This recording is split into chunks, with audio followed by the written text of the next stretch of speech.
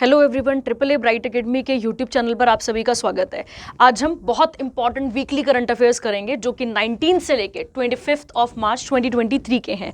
तो चलिए स्टार्ट करते हैं, आपका टाइम नहीं वेस्ट करेंगे और पहली न्यूज़ पे चलते हैं जो कि कब से कब तक की है, 19 से लेके 25 मार्च तक। ठीक है, इससे पहले कि आपके पास वीकली करंट अफेयर हो चुके हैं, उनके एमसीक्यूज भी आपके पास हो चुके हैं और आज हम आगे वाला कंटिन्यू करेंगे। तो स्टार्ट करते हैं, आपके पास फर्स्ट न्यूज़ कहता है 7 PM Mitra park sites for textile industry. अब देखिए भाई, यहाँ पे एक पहली न्यूज़ जो आपको दिख रही है, इसमें क्या बोला जा रहा है कि टेक्सटाइल इंडस्ट्री के लिए, अगर हम टेक्सटाइल की बात करें तो हमारे पास बहुत सारी इंडस्ट्रीज हैं, बहुत बड़े बड़े पैमाने पे इंडस्ट्रीज हैं। उसी में से एक बड़े पैमाने पे इंडस्ट्री कौन सी है? हमारे पास टेक्सटाइल है। और टेक्सटाइल के अंदर आप सबको पता है कॉटन, सिल्क, सारी चीज़ें आ गई इसके अंदर।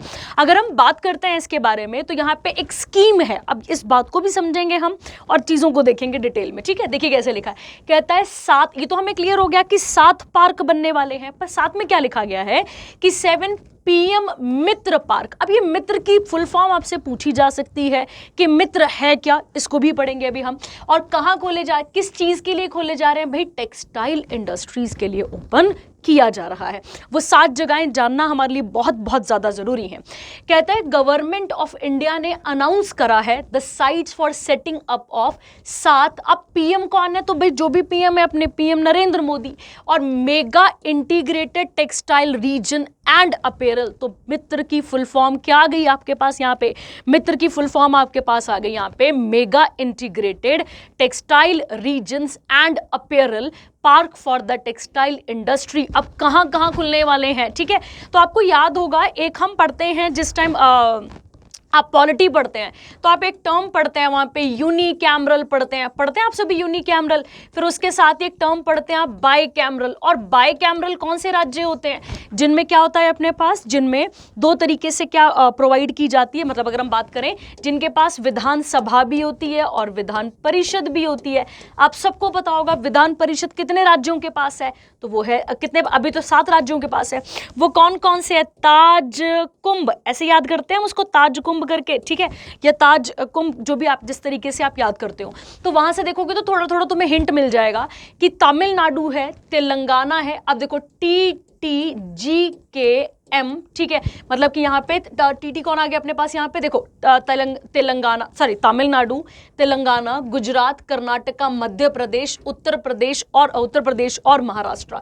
तो आप लगभग थोड़ा सा ताजकुंभ जैसा बन भी रहा है, पर थोड़ा सा बन रहा है, ज्यादा नहीं बन रहा है। ठीक है, तो आपको याद रखना है अब टी दोगे ना, यहाँ पे कौन सा हो गया? यहाँ पे तेलंगाना और उसके बाद तमिलनाडु। उसके बाद आप याद रख सकते हैं यहाँ पे KUM तो बनी रहा है आपके पास। ठीक है, कौन कौन सा आ गया? KUM कौन कौन सा आ गया आपके पास? कर्नाटका, उत्तर प्रदेश, मध्य प्रदेश और उसके बाद आप एक गुजरात। और यहाँ पे एक और लिख लेंगे तो यहाँ पे इस तरीके से तो कुंभ करके किसी भी तरीके से आप इसको याद कर सकते हैं। थोड़ा बहुत मिलते जुलते राज्य हैं, जैसे बाईकैमरल में हमें देखने को मिलते हैं। अच्छा, अब इनकी भी अलग अलग लोकेशन है, ये आपको पता होनी चाहिए। इनकी भी अलग अलग लोकेशन है जहाँ जहाँ पर ये सारी चीज़ें बनाई जाएंगी। जैसे मैं आपके यहाँ पे लिख देती हूँ, आप एक एक चीज़ को देख लेंगे साथ में। अगर हम तमिलनाडु की बात करें तो आप लिख देंगे वहां पे कि विरुद्धनगर में, तमिलनाडु में कहां बनाया जा रहा है? तो ये टेक्सटाइल पार्क कहां बनाया जाएगा? तमिलनाडु के विरुद्धनगर में। तो पहला नोट करेंगे आप सभी कि तमिलनाडु के विरुद्धनगर में ये बनाया जाएगा।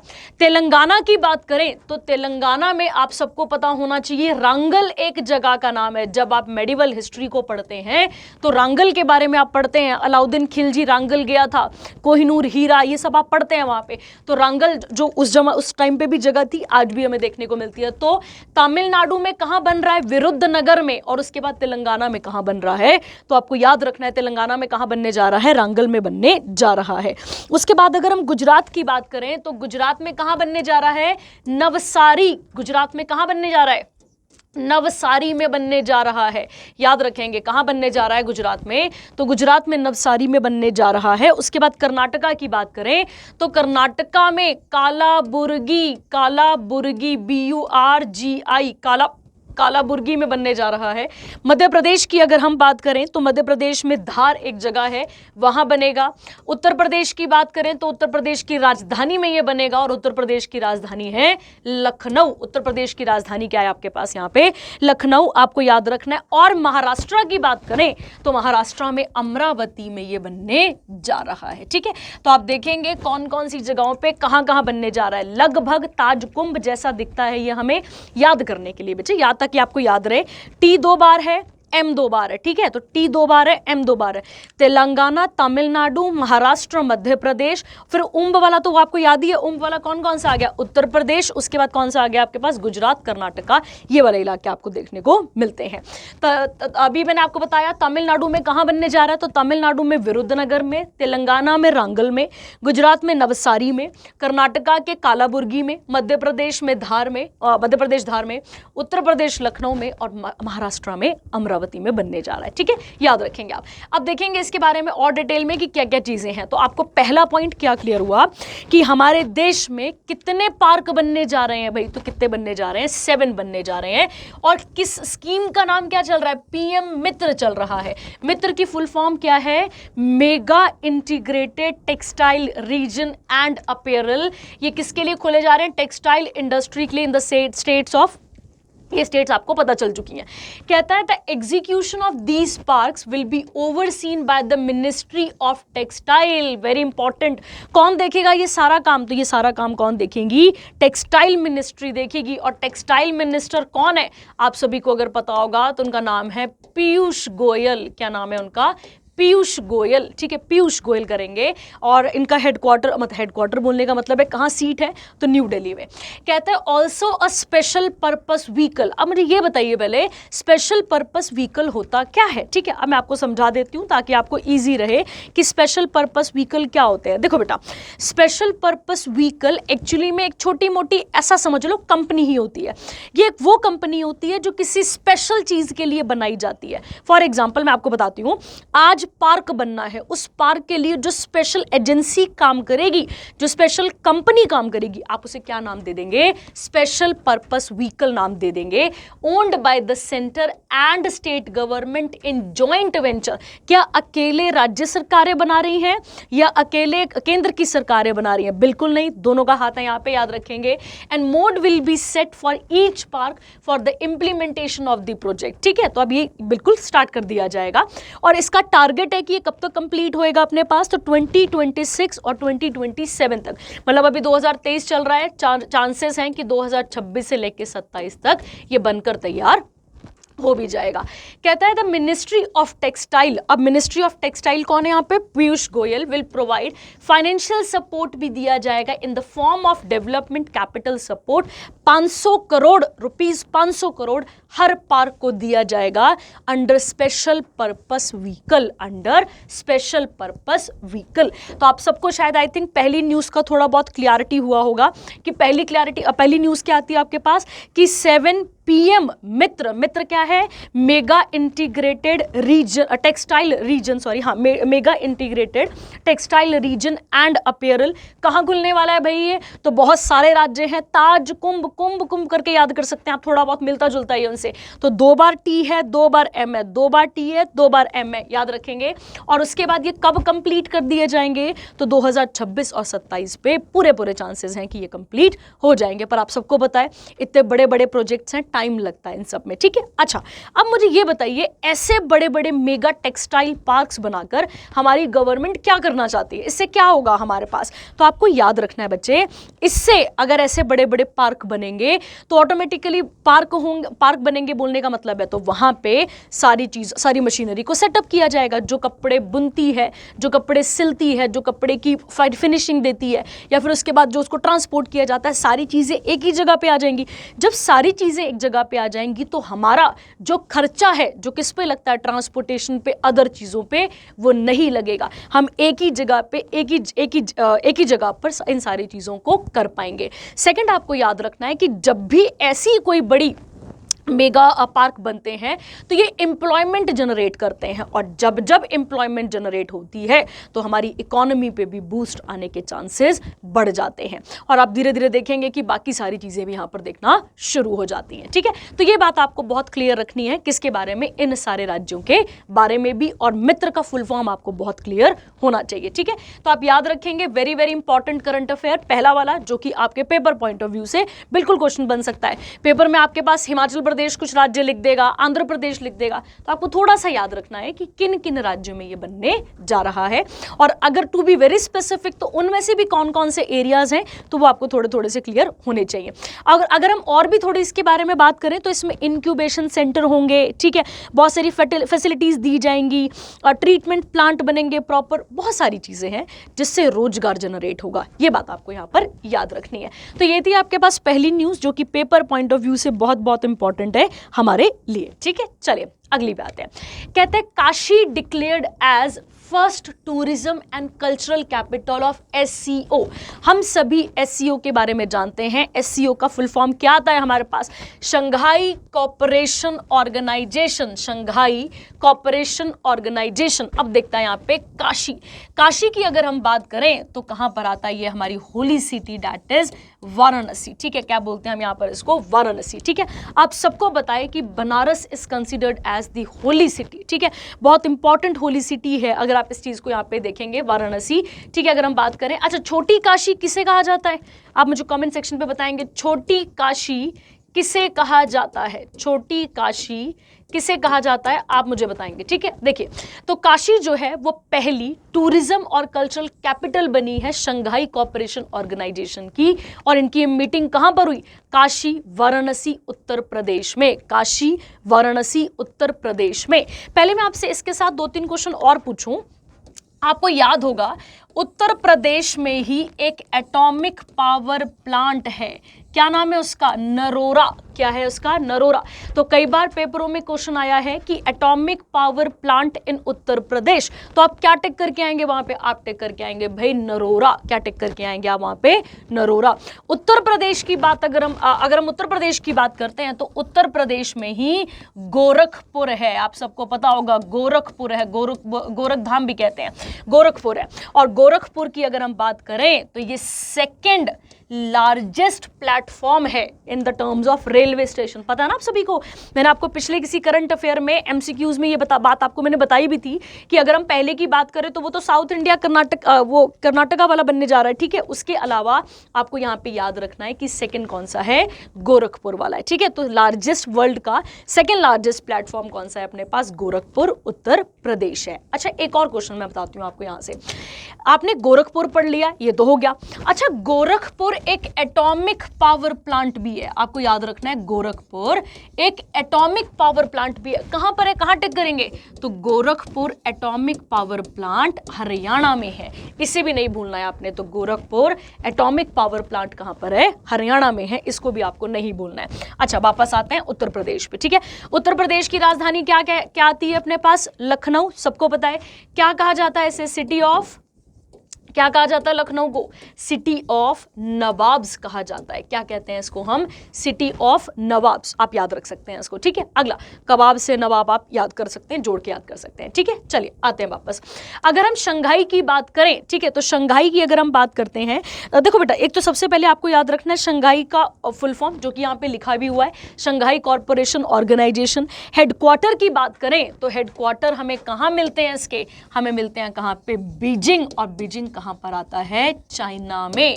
कहां पर आता है, बीजिंग, बीजिंग कहां पर आता है, चाइना में हमें देखने को मिलता है। ठीक है, अच्छा, अगर हम बात करें इनका काम क्या है, अच्छा कितने मेंबर हैं, पहले तो ये याद करते हैं, कितने भाई, 8 मेंबर्स हैं। कितने मेंबर है बच्चे यहाँ पे इनके पास, 8 मेंबर है, आपको यहां पर क्लियर रखना है, कितने मेंबर है यहाँ पर आपके पास, 8 हैं। ठीक है, अब उन 8 को याद कैसे किया जा सकता है, चलो देखते हैं इसका भी निमोनिक बना के, ताकि हम पेपर में टिक कर पाए। ठीक है, तो ऐसे समझ लो,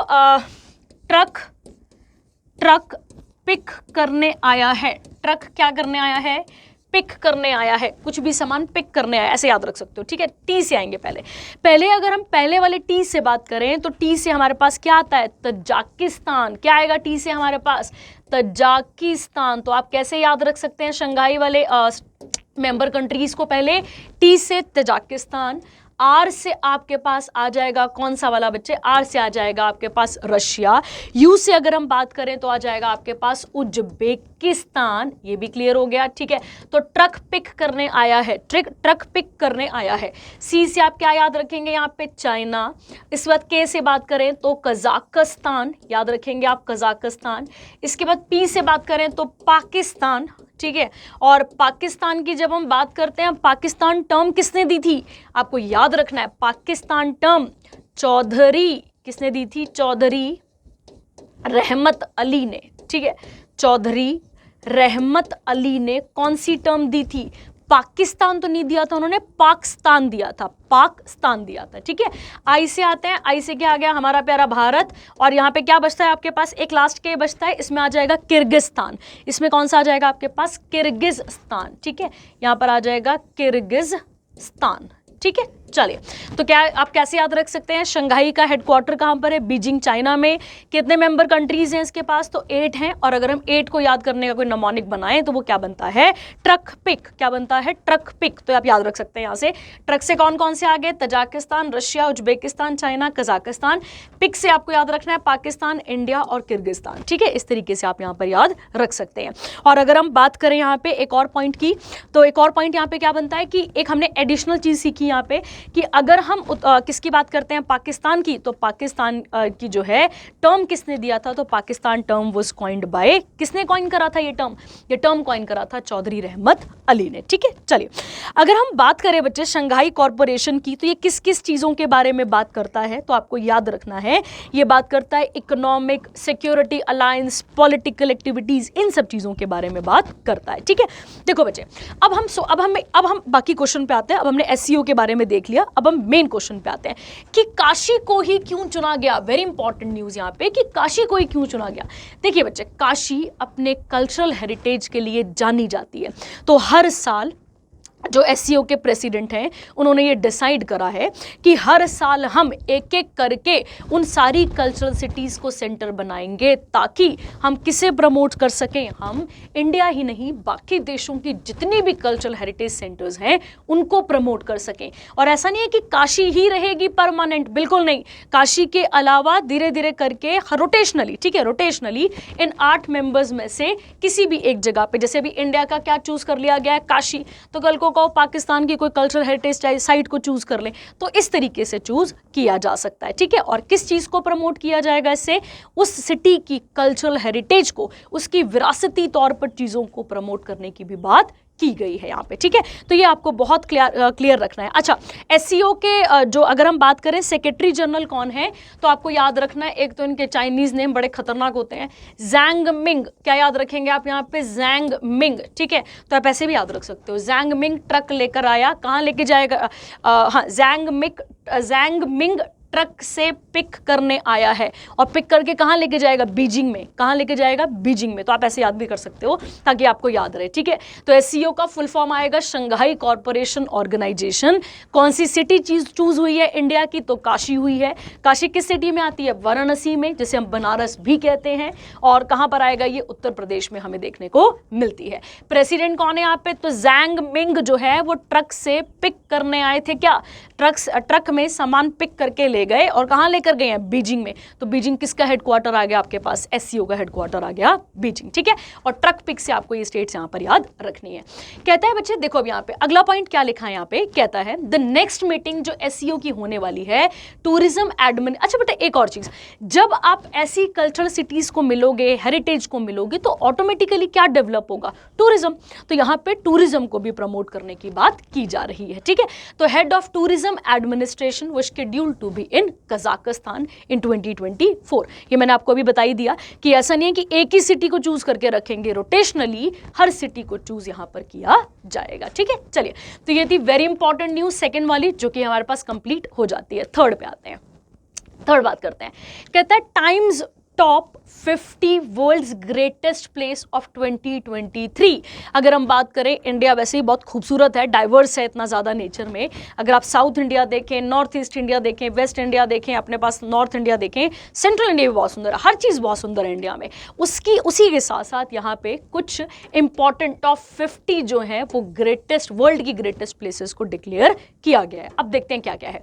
कहता है इंडिया का मयूरभंज डिस्ट्रिक्ट, अगर आप थोड़ी सी भी एनसीईआरटी ध्यान से पढ़ते हैं तो मयूरभंज इज फेमस फॉर, क्या लिखते हैं आप वहां पे, Mayurbhanj is famous for iron और डिपॉजिट्स। भाई आयरन और हमें देखने को यहां पर मिलता है, तो मयूरभंज में आयरन और डिपॉजिट्स हैं। कई बार ऐसे पेपर उठाइएगा ज्योग्राफी के पुराने प्रीवियस ईयर, वहां पे क्वेश्चन है पेपर में कि मयूरभंज इन उड़ीसा इज फेमस फॉर, या फिर क्या मिलता है वहां पे, तो आप टिक करते हैं वहां पे आयरन और हमें देखने को मिलता है।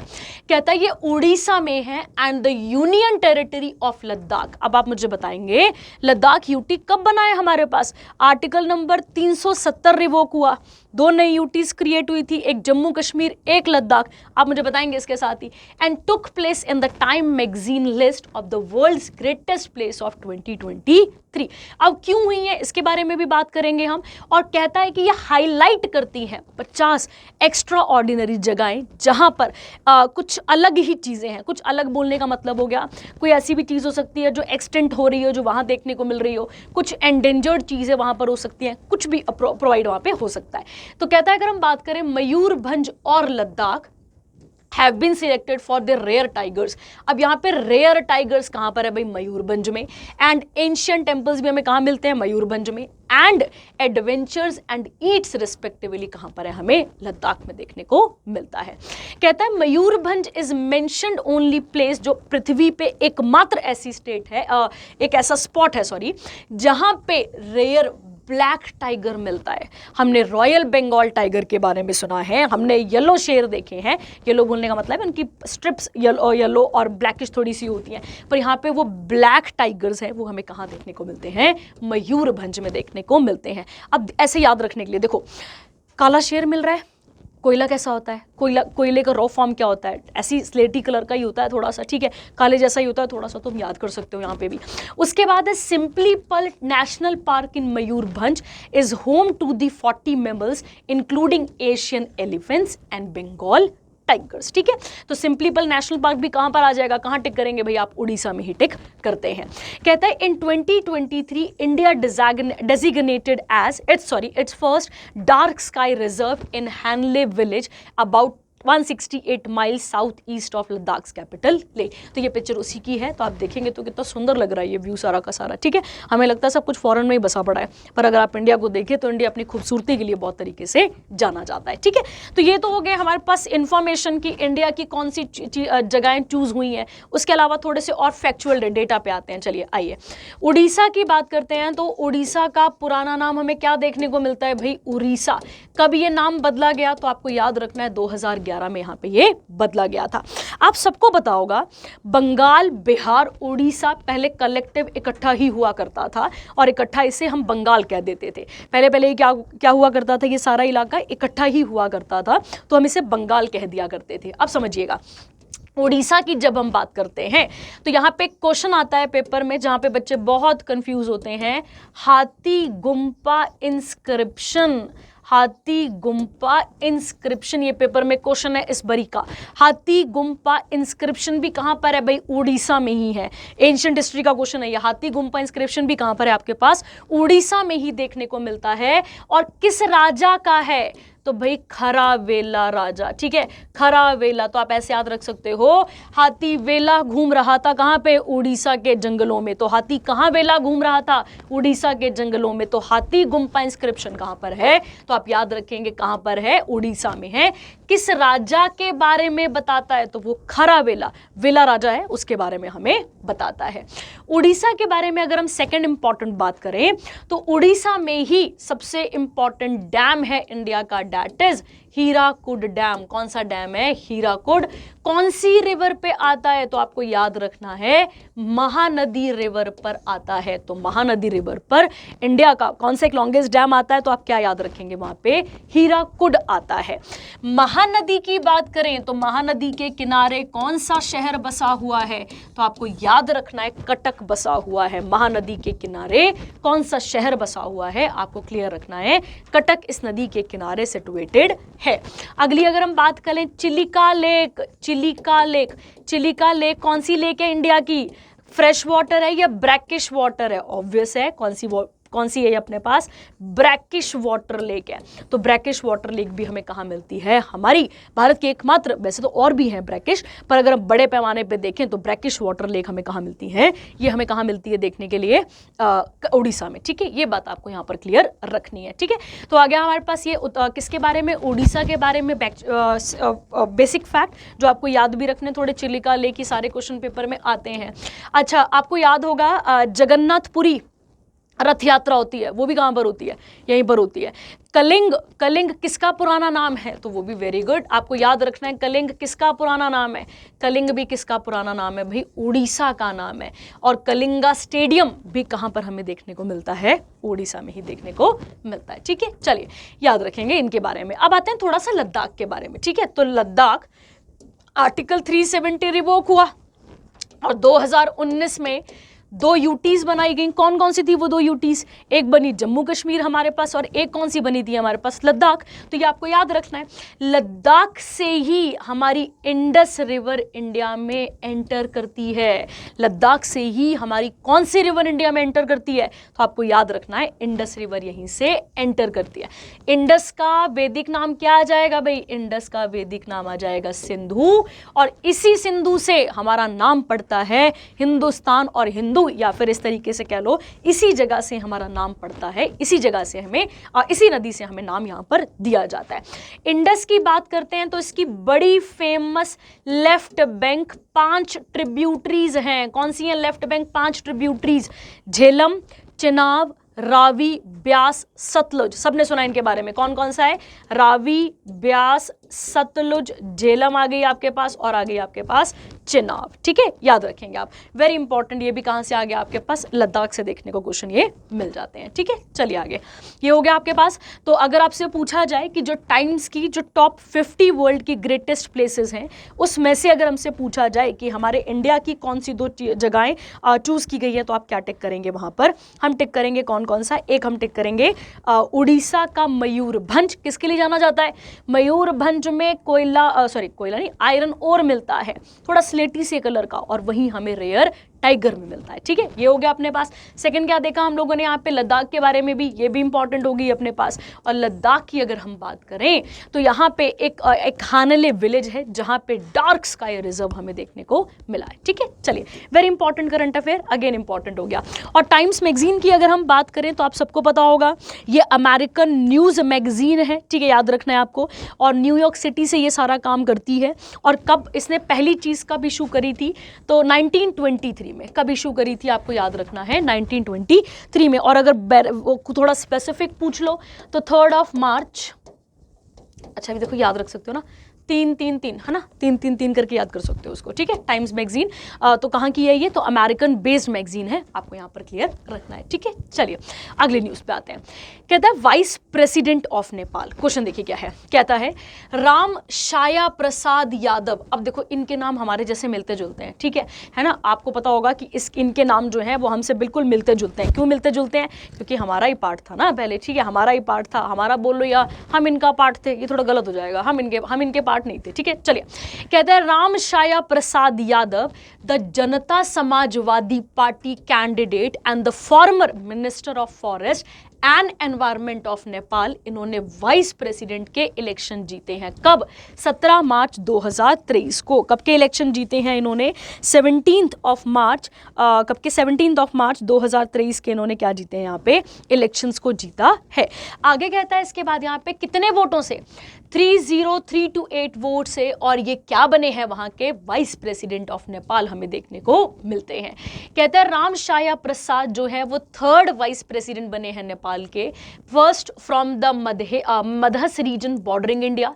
ही defeated his closest competitor Astha Laxmi Shakya of the Communist Party of Nepal, unified Marxist Leninist CPN-UML। ठीक है, चलिए तो अब आप मुझे बताएंगे यहाँ पे CPI इंडिया में कब बनी थी भाई। ठीक है, क्वेश्चन है आपके पास। जो कम्युनिस्ट पार्टी ऑफ इंडिया है, इनके एक बहुत फेमस नेता हुए जिनका नाम क्या था, जिनका नाम था हमारे पास मनाभेंद्र नाथ रॉय, MN रॉय पढ़ते हैं उनको हम। ठीक है, तो अगर हम बात करें इनके बारे में, अगर आप देखें इनके बारे में, तो यहाँ पे आपको क्लियर रखना है कि अच्छा इंडिया की कब बनी है कम्युनिस्ट पार्टी ऑफ इंडिया, ये आप मुझे बताएंगे। ठीक है, आप मुझे बताएंगे, वेरी इंपॉर्टेंट। ठीक है, चलिए शुरू करते हैं आगे वाला।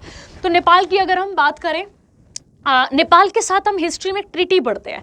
अगर आप सभी को पता होगा उस ट्रीटी का नाम है ट्रीटी ऑफ सगौली, और अगर आप करंट अफेयर भी ध्यान से पढ़ते हैं तो वहां पर भी आपने इस ट्रीटी ऑफ सगौली के बारे में जरूर सुना होगा, क्योंकि पेपर में क्वेश्चन यहां से बनता ही बनता है। ट्रीटी, ठीक है, ट्रीटी ऑफ सगौली की बात करें तो ये कब हुई थी? 4 मार्च 1816 को ये संधि हुई थी। किसके बीच में?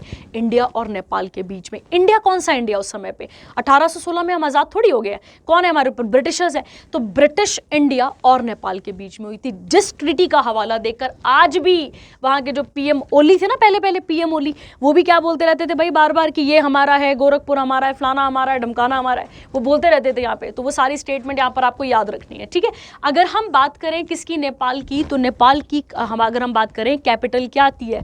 काठमांडू। और नेपाली रुपी इनकी क्या है हमारे पास? हमारे पास नहीं, इनके पास करेंसी आती है। तो आपको याद रखना है इन सब चीज़ों के बारे में भी। काठमांडू क्या हो गई? इनकी राजधानी। काठमांडू क्या आ गई आपके पास यहाँ पे? इनकी राजधानी। और नेपाली रुपीज इनकी हमें क्या दिखती है? करेंसी देखने को मिलती है। ठीक है, अच्छा अगला एक और चीज़ इनके साथ देख लेते हैं। इनके साथ हम एक एक्सरसाइज करते हैं जिसका नाम क्या है? Surya Kiran.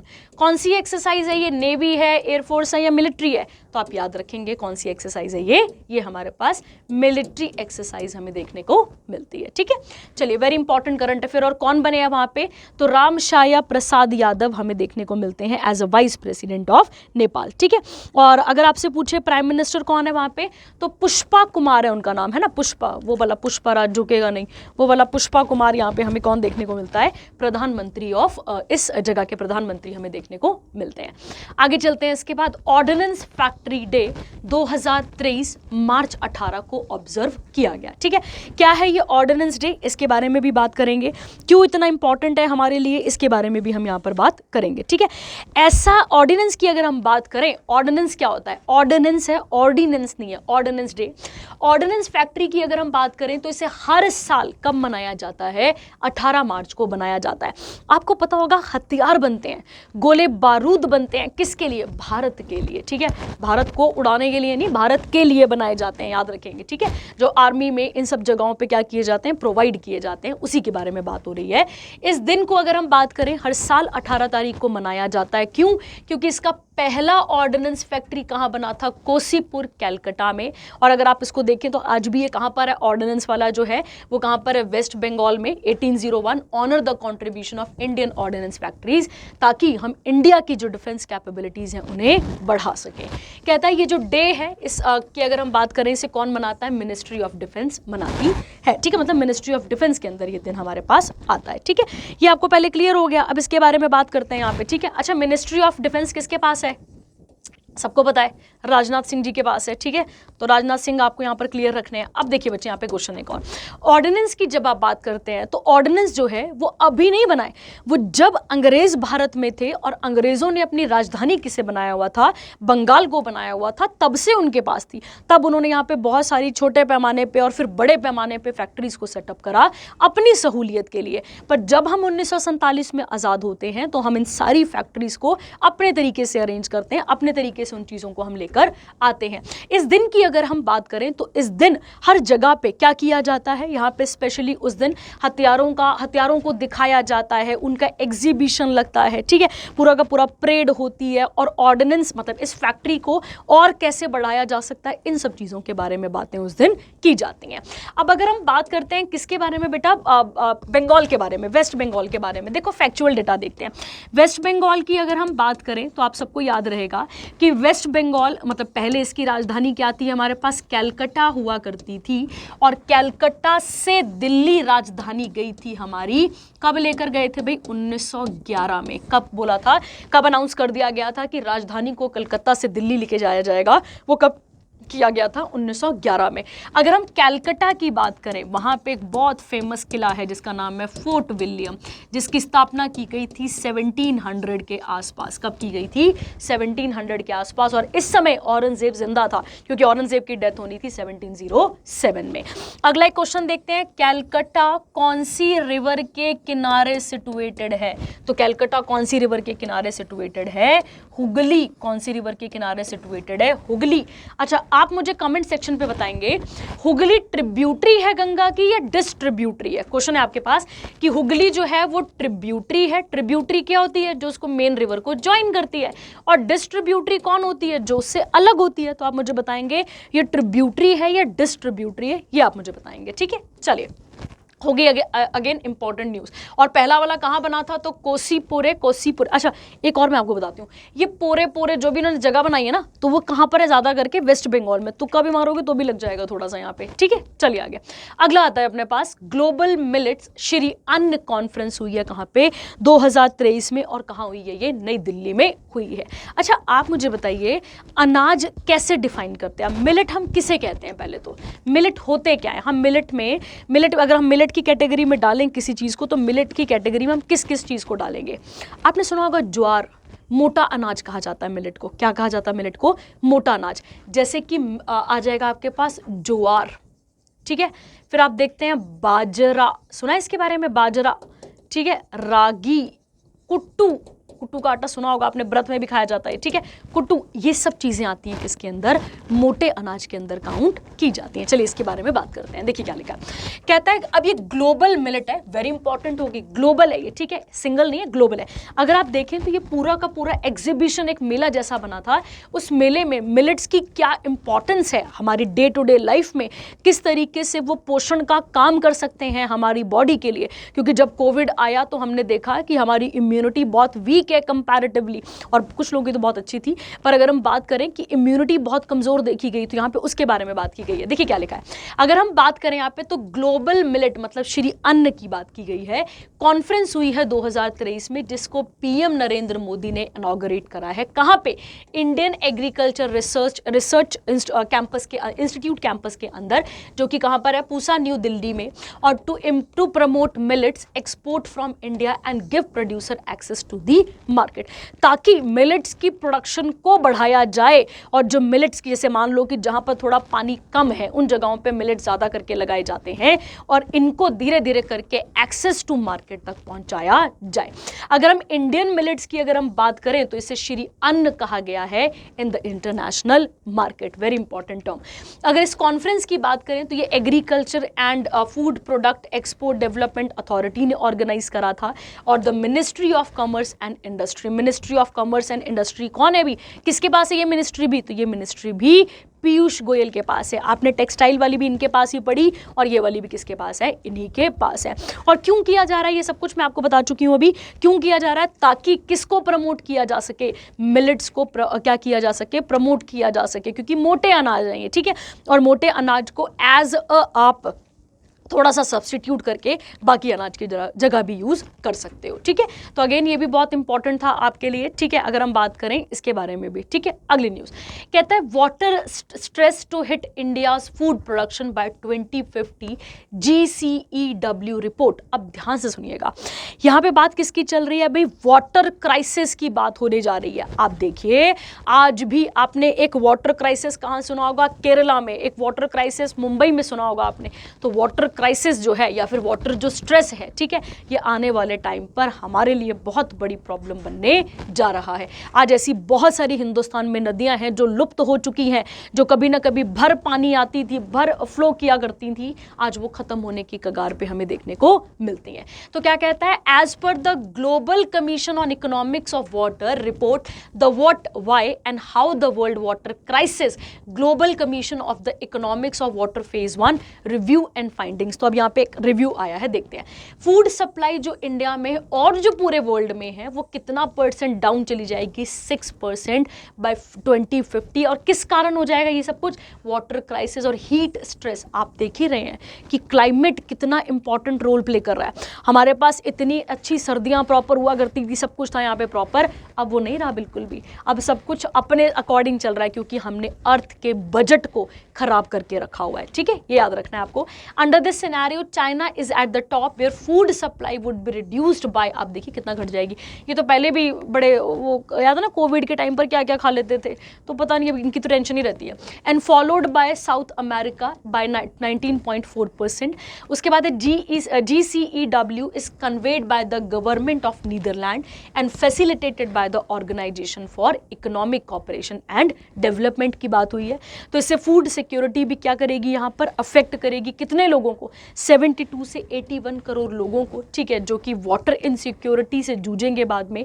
And the fall in production will push 100 crore people with the severe food insecurity, ठीक है। आप सबको पता है कि फूड सिक्योरिटी, फूड कितना ज़रूरी है हमारी ज़िंदगी के लिए, ठीक है।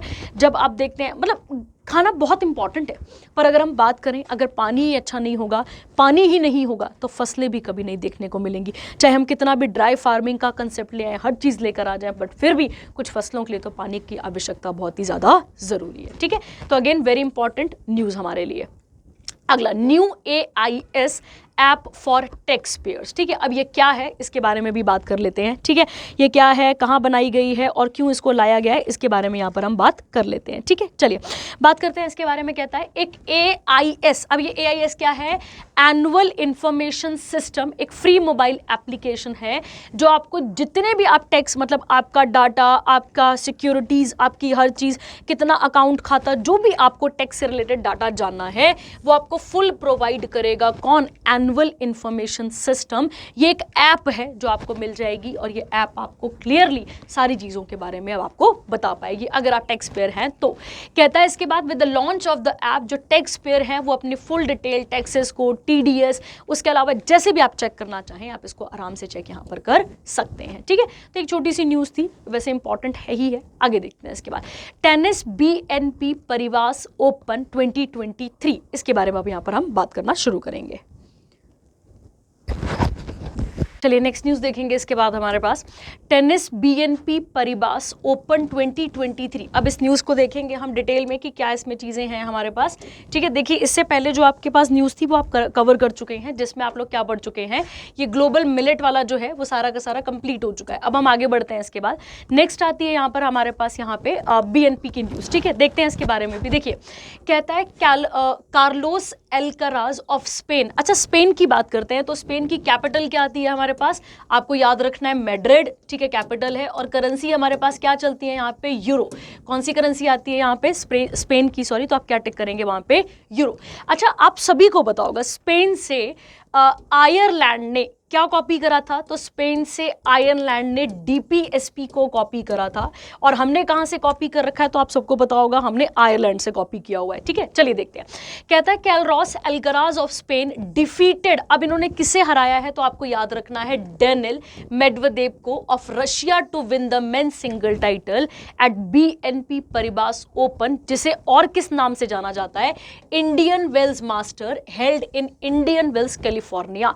कहाँ पर हुआ है ये, तो आपको याद रखना है कैलिफोर्निया न्यू इंडियन वेल्स के आसपास में ये टेनिस का जो गेम है वो यहाँ पे हुआ है। And regain the world's number 1 rank in the association of tennis professional ranking that he lost to Novak जोकोविच Serbia in January 2023। Rohan Bopanna की बात करें तो ये कहाँ से हैं, हमारे इंडिया में ये कहाँ से हैं, तो बेंगलुरु से हैं। इट मीन्स ये कहाँ से हैं, कर्नाटका से हैं, आपको याद रखना है। मैथ्यू एब्डन और wins men's double at BNP Paribas Open 2023।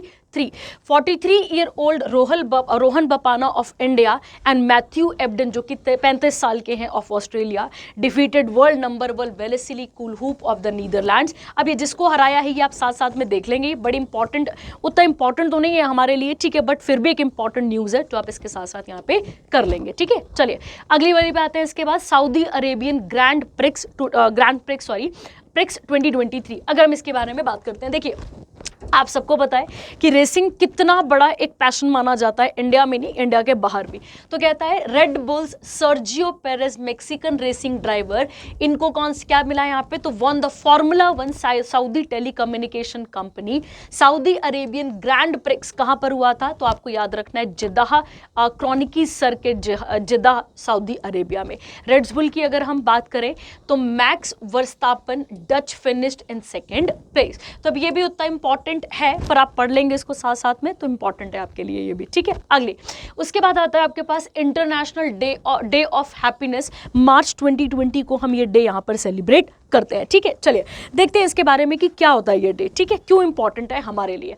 अगर हम यूनाइटेड नेशंस की बात करें तो उन्होंने इंटरनेशनल डे ऑफ हैप्पीनेस को एनुअली किस दिन मनाने के लिए रिकॉग्नाइज किया था, 20 मार्च को। क्यों किया गया था, क्योंकि आप सबको पता है कि खुश रहना कितना जरूरी है, ठीक है। और अब अगर आपको पता हो तो वर्ल्ड हैप्पीनेस रिपोर्ट भी आई है, इसके बारे में भी हम देखेंगे अभी आगे जाकर, ये भी आपको यहां पर देखना है। थीम क्या थी इसकी, be mindful, be grateful and be kind, ठीक है, ये आपको यहाँ पे इसकी थीम याद रखनी है। इसके बाद अगली पे आते हैं वर्ल्ड स्पैरो डे। आप सबको पता होगा कि स्पैरो जो है वो दिल्ली का स्टेट बर्ड है, आपको अगर पता होगा तो दिल्ली का क्या ये अपने पास स्टेट बर्ड है, आपको याद रखना है। क्यों, क्योंकि ये स्पैरो पहले बहुत हुआ करती थी पर अब कुछ टाइम से स्पैरो का एग्जिस्टेंस हमें देखने को बहुत कम देखने को मिल रहा है। पहले ये चिड़चिड़ाहट इनकी बहुत थी, हर जगह पे ये एक्टिव थी, बट अगर हम आज हम अगर बात के बारे में बात करें तो ये चीज़ें खत्म होती जा रही हैं, ठीक है। बहुत सारे ऐसे पक्षी हैं जो एक्सटिंक्ट होने की कगार में हैं। क्यों, ड्यू टू वाइब्रेशन, हमारी प्रॉब्लम्स की वजह से, हमारे आगे बढ़ने की वजह से, ऐसा समझ सकते हो, ठीक है। अगर हम बात करें तो दिल्ली की ये स्टेट बर्ड कब बनी थी, तो आपको याद रखना है 14 अगस्त को 2012 को, ठीक है, आपको याद रखना है 2012 14 अगस्त को इसे क्या बनाया गया था, यहाँ पे आपको याद रखना है स्टेट बर्ड ऑफ दिल्ली बनाया था, किसको, स्पैरो को। स्पैरो के बारे में बात करते हैं। देखिए कहते हैं इस दिन को भी कब मनाया जाता है, 20 मार्च को, ताकि जो अवेयरनेस है, इंपॉर्टेंस है स्पैरो की, कॉमन हाउस स्पैरो, ठीक है, जिसका साइंटिफिक नेम क्या आता है, Passer domesticus, to promote the effort toward their conservation. तो हमें इनको बचाने की बात की जा रही है। क्यों बचाने की बात की जा रही है बेटा, क्योंकि सारी की सारी इकोलॉजी, सारा का सारा सिस्टम नेचर ने, भगवान ने बना के रखा था, ये सारा इंसान क्या कर रहा है यहाँ पे, खराब करता जा रहा है, ठीक है। अगर हम इनकी बात करें तो ये भी सोसाइटी में एक बहुत इंपॉर्टेंट रोल प्ले, सोसाइटी बोलने का मतलब हो गया यहाँ पे कि नेचर में एक बहुत इंपॉर्टेंट रोल प्ले करती है। अगर हम वर्ल्ड स्पैरो डे की बात करें तो इसकी थीम क्या रहेगी, आपको याद रखना है I love sparrow which is inspired by the hope, ताकि हम बिल्कुल इनका, लोगों का और स्पैरो का जो रिलेशन है उसे बनाकर रखें। आप देखिए आज ये पहाड़ों में और कुछ कम सिलेक्टिव एरियाज है जहां पर आपको स्पैरो देखने को मिलेगी, अदरवाइज ये छोटी सी चहकती हुई चिड़िया अब गायब हो गई है। या और आप कहें तो दिल्ली में तो ये बिल्कुल भी नहीं दिखती है, ठीक है, दिल्ली में तो आप ना के बराबर रखिए कि ये है ही नहीं दिल्ली में, तो ठीक है। तो आप समझिए कि हमने इनकी इकोसिस्टम, हमने इनकी इकोलॉजी को बिल्कुल ही खत्म कर दिया, ठीक है। आप सभी ने डार्विन की थ्योरी सुनी होगी, है ना, डार्विन की एक थ्योरी थी बड़ी famous, survival of the fittest. हम कुछ ज़्यादा ही सर्वाइवल वाली थ्योरी को सीरियस ले गए, हमने अपने आप को इतना फिट मान लिया कि हमने बाकी सब चीज़ों को निकालना शुरू कर दिया। ये चीज़ बड़ी हर्ट करती है सबको, ठीक है। चलिए तो ये हो गया आपके पास 20 मार्च वर्ल्ड स्पैरो डे हमें देखने को मिलता है।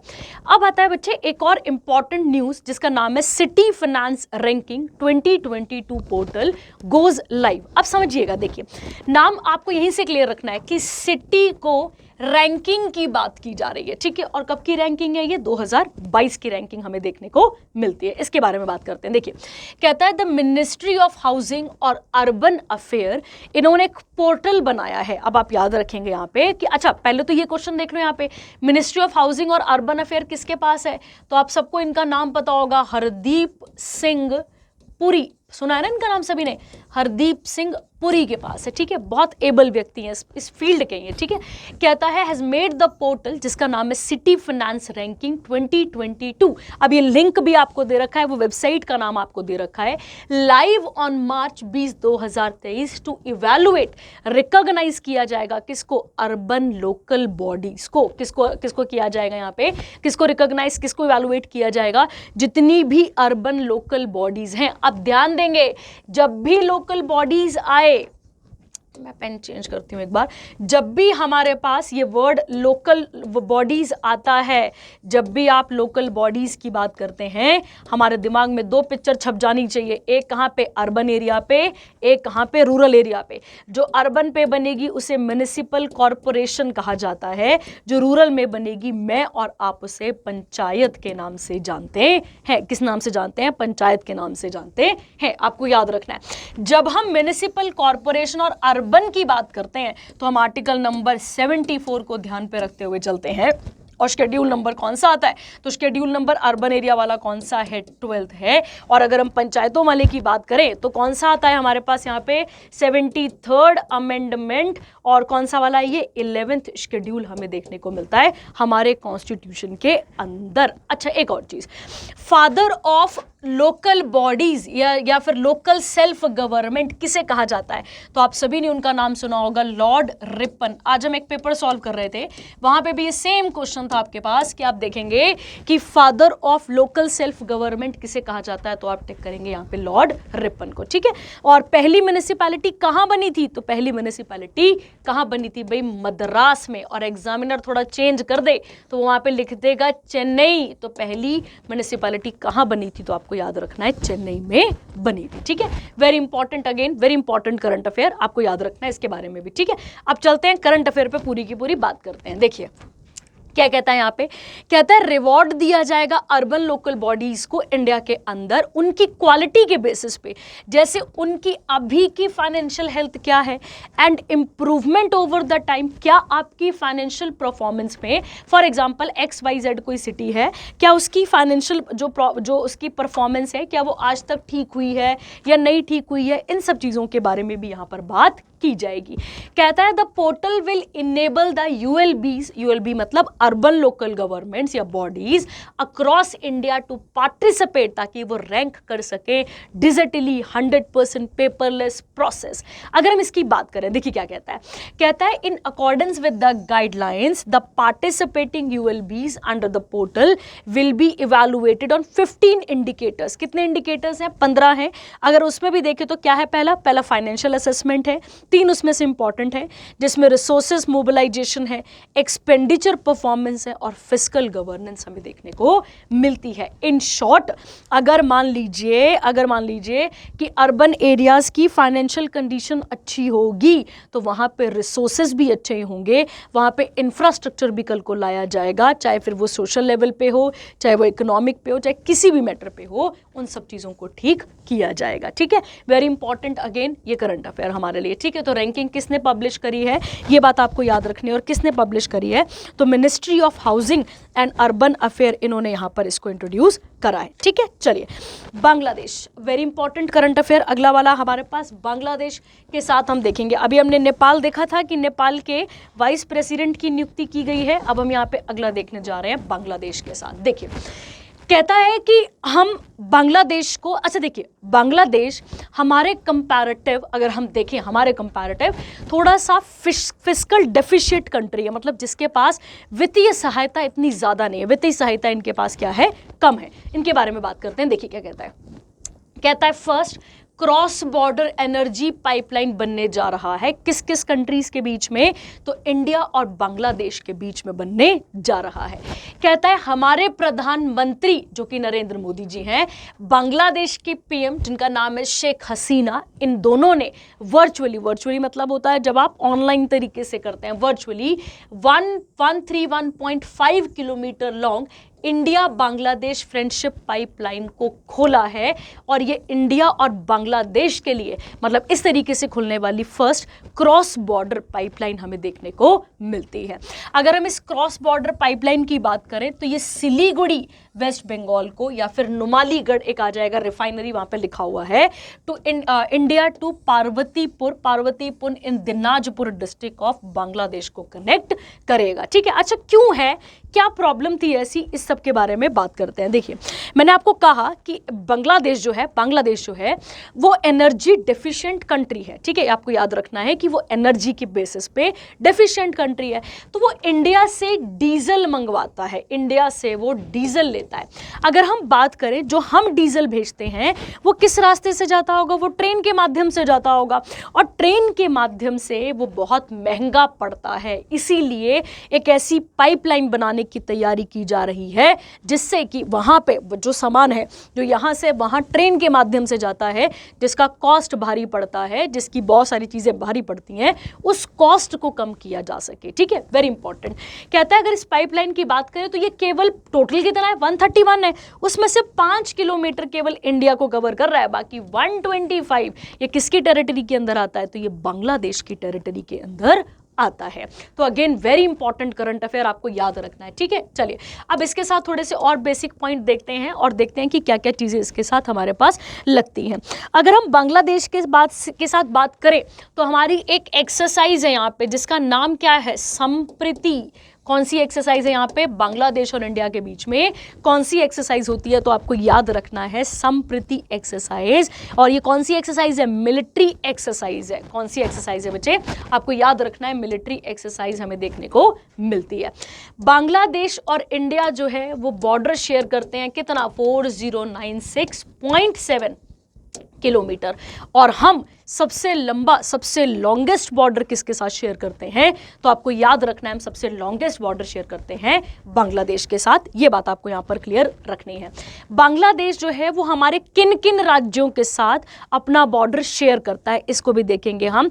तो वेस्ट बंगाल, सबको पता है यहाँ पे वेस्ट बंगाल, उसके बाद अगर हम बात करें मिजोरम, ठीक है, इसके बाद अगर हम बात करें मेघालय, इसके बाद अगर हम बात करें त्रिपुरा, सुना इन सबके बारे में आपने, तो वेस्ट बंगाल, मिजोरम, मेघालय, त्रिपुरा। इसके बाद अगर हम बात करें यहाँ पे असम, और उसके बाद आता है आपके पास मिजोरम हो गया, मेघालय, त्रिपुरा, असम रह गया। ठीक है, असम, तो असम इन सब के साथ ये बॉर्डर शेयर करता है। सबको पता है कि बांग्लादेश का नेशनल एंथम क्या है, सबको पता है अमर सुनार बांग्ला। अमर सुनार बांग्ला किसने लिखा था, भाई हमारे रविंद्रनाथ टैगोर जी ने इस गाने को लिखा था, तो आपको याद रखना है। ठीक है, ये इंपॉर्टेंट हो गया आपके लिए भी। गाने का नाम मैं यहाँ लिख देती हूँ, एक बार आप देख लीजिएगा, अमर सोनार, ठीक है, बांग्ला, ये हमारे पास ये उनका नेशनल एंथम है। ठीक है, आप सबको पता है कि अगर हम बात करें तो बांग्लादेश को लिबरेट करवाया गया था 1971 के आसपास। और अगर हम बांग्लादेश की बात करते हैं तो बांग्लादेश के साथ हम एक अपना वो भी शेयर करते हैं, एक अपना सुंदरबन डेल्टा भी शेयर करते हैं इनके साथ। पता है ना सबको, सुंदरबन डेल्टा जो है वो भी इनके साथ हमारा शेयर होता है, यहाँ पे आपको क्लियर इसके बारे में रखना है। ठीक है, तो very very important current affair. ठीक है, इसके बारे में हम यहाँ पर बात करेंगे। बांग्लादेश की अगर कैपिटल की बात कर लेते हैं थोड़ा सा और इसके बारे में, तो ढाका इसकी कैपिटल आ जाएगी और टका इसकी करेंसी आ जाएगी। और जब भी ढाका आए दिमाग में, जब भी ढाका आए तो आपको याद रखना है ढाका में ऑल इंडिया मुस्लिम लीग बनी थी। क्या बनी थी यहाँ पे, ऑल इंडिया, ठीक है, क्या बनी थी यहाँ पे, मुस्लिम लीग बनी थी। ये बात आपको यहाँ पर क्लियर रखनी है। ठीक है, अच्छा इसके साथ दो क्वेश्चन मैं आपको और जोड़ के बता देती हूँ। ठीक है, देखिए क्या है, बांग्लादेश में गंगा रिवर को क्या कहा जाता है, पद्मा। गंगा को क्या कहा जाता है यहाँ पे, पद्मा। और जमुना कहा जाता है किसको, जमुना कहा जाता है ब्रह्मपुत्रा को। ठीक है, ये भी आप साथ में ऐड कर लेंगे। ब्रह्मपुत्र को क्या कहा जाता है यहाँ पे, जमुना।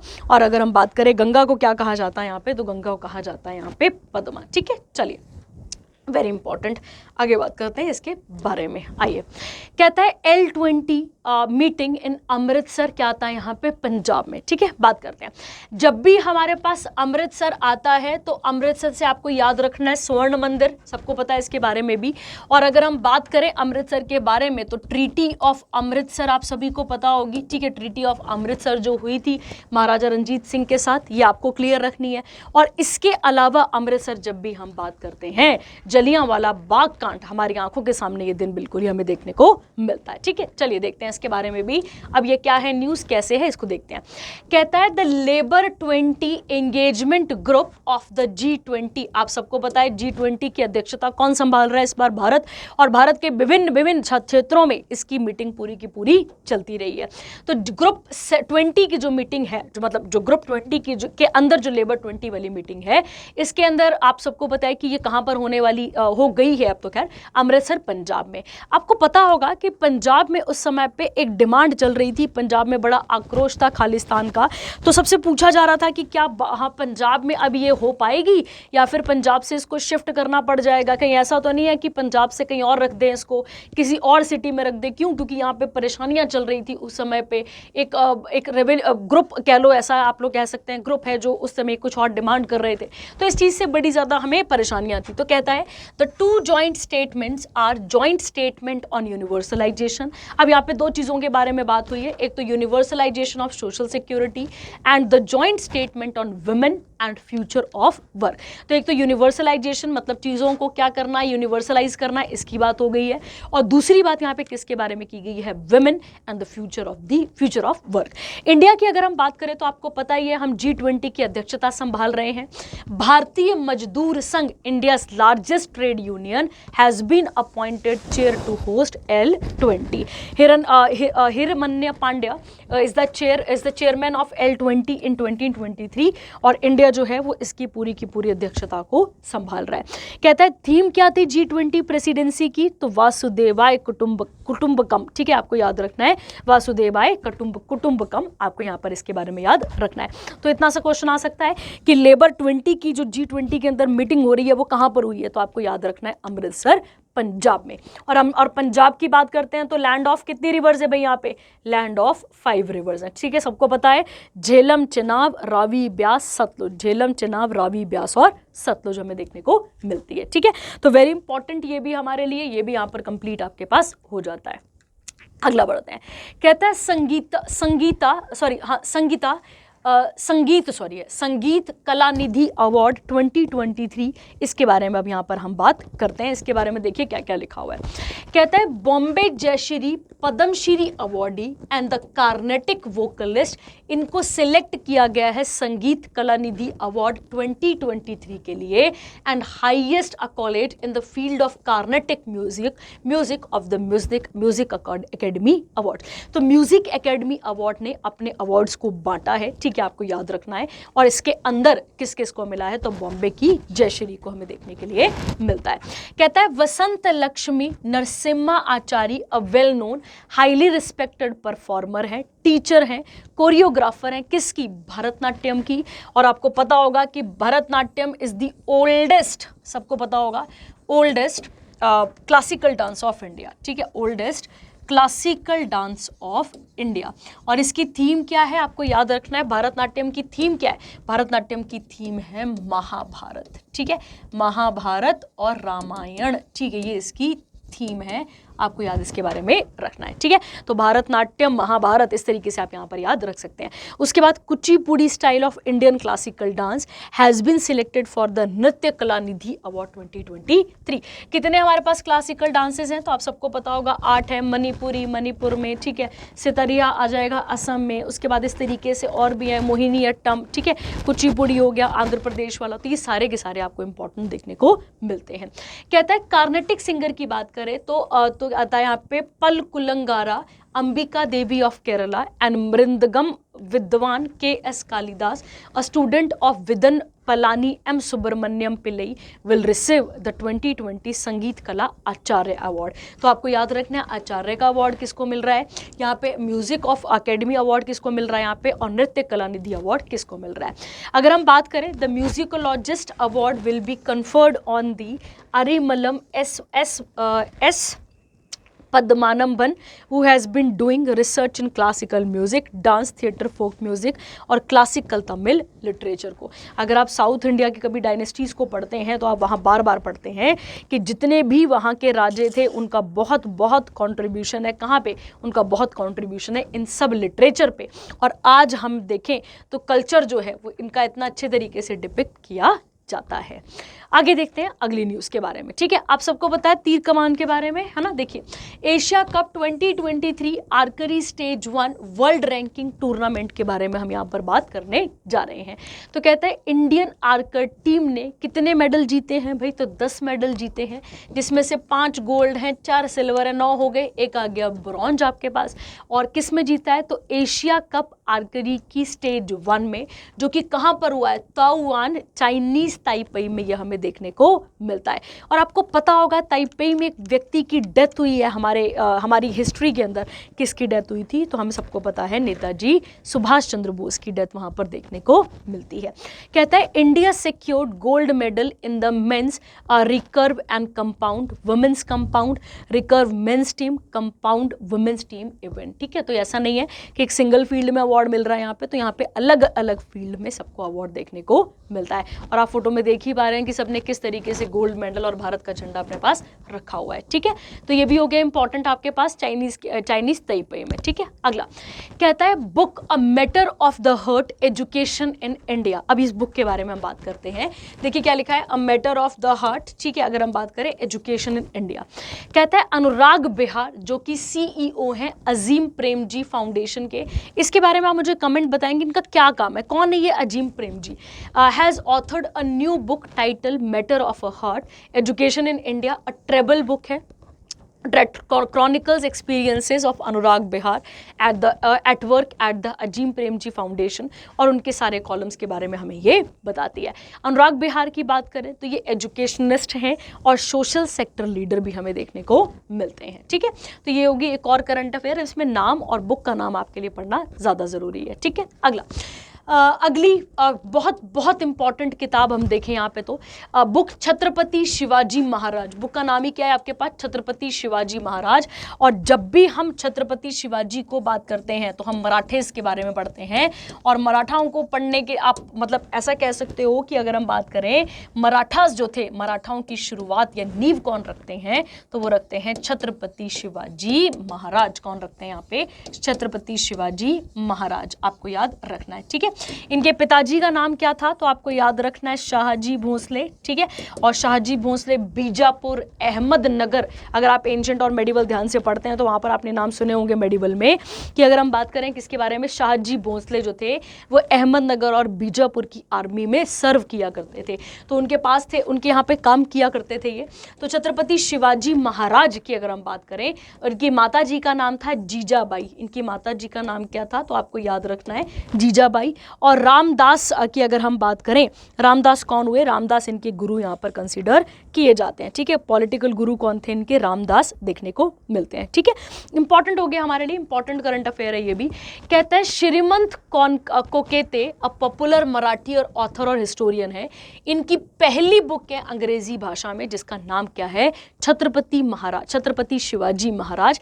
इस बुक की अगर हम बात करें, ओरिजिनली ये मराठी में थी, पब्लिश की गई Marathi Prakashan and translated in English by Dilip Chauhan, और इसको अंग्रेजी भाषा में किसने बदला है, तो दिलीप चौहान ने बदला है। ठीक है, अच्छा एक क्वेश्चन और इनके साथ बन जाता है कि शिवाजी महाराज का जन्म कहाँ पर हुआ था, तो आपको याद रखना है शिवनेरी के किले में। कहाँ पर हुआ था, शिवनेरी के फोर्ट में इनका जन्म हुआ था। ये बात भी आपको यहाँ पर क्लियर रखनी है। ठीक है, चलिए यहाँ तक आपके पास करंट अफेयर हो चुके हैं। अब हम आगे बढ़ेंगे। इसके बाद नेक्स्ट करंट अफेयर हमारे पास क्या आता है, international day for the elimination of racial discrimination 2023 कब सेलिब्रेट किया जाता है, 21 मार्च को सेलिब्रेट किया जाता है। ठीक है, देखते हैं।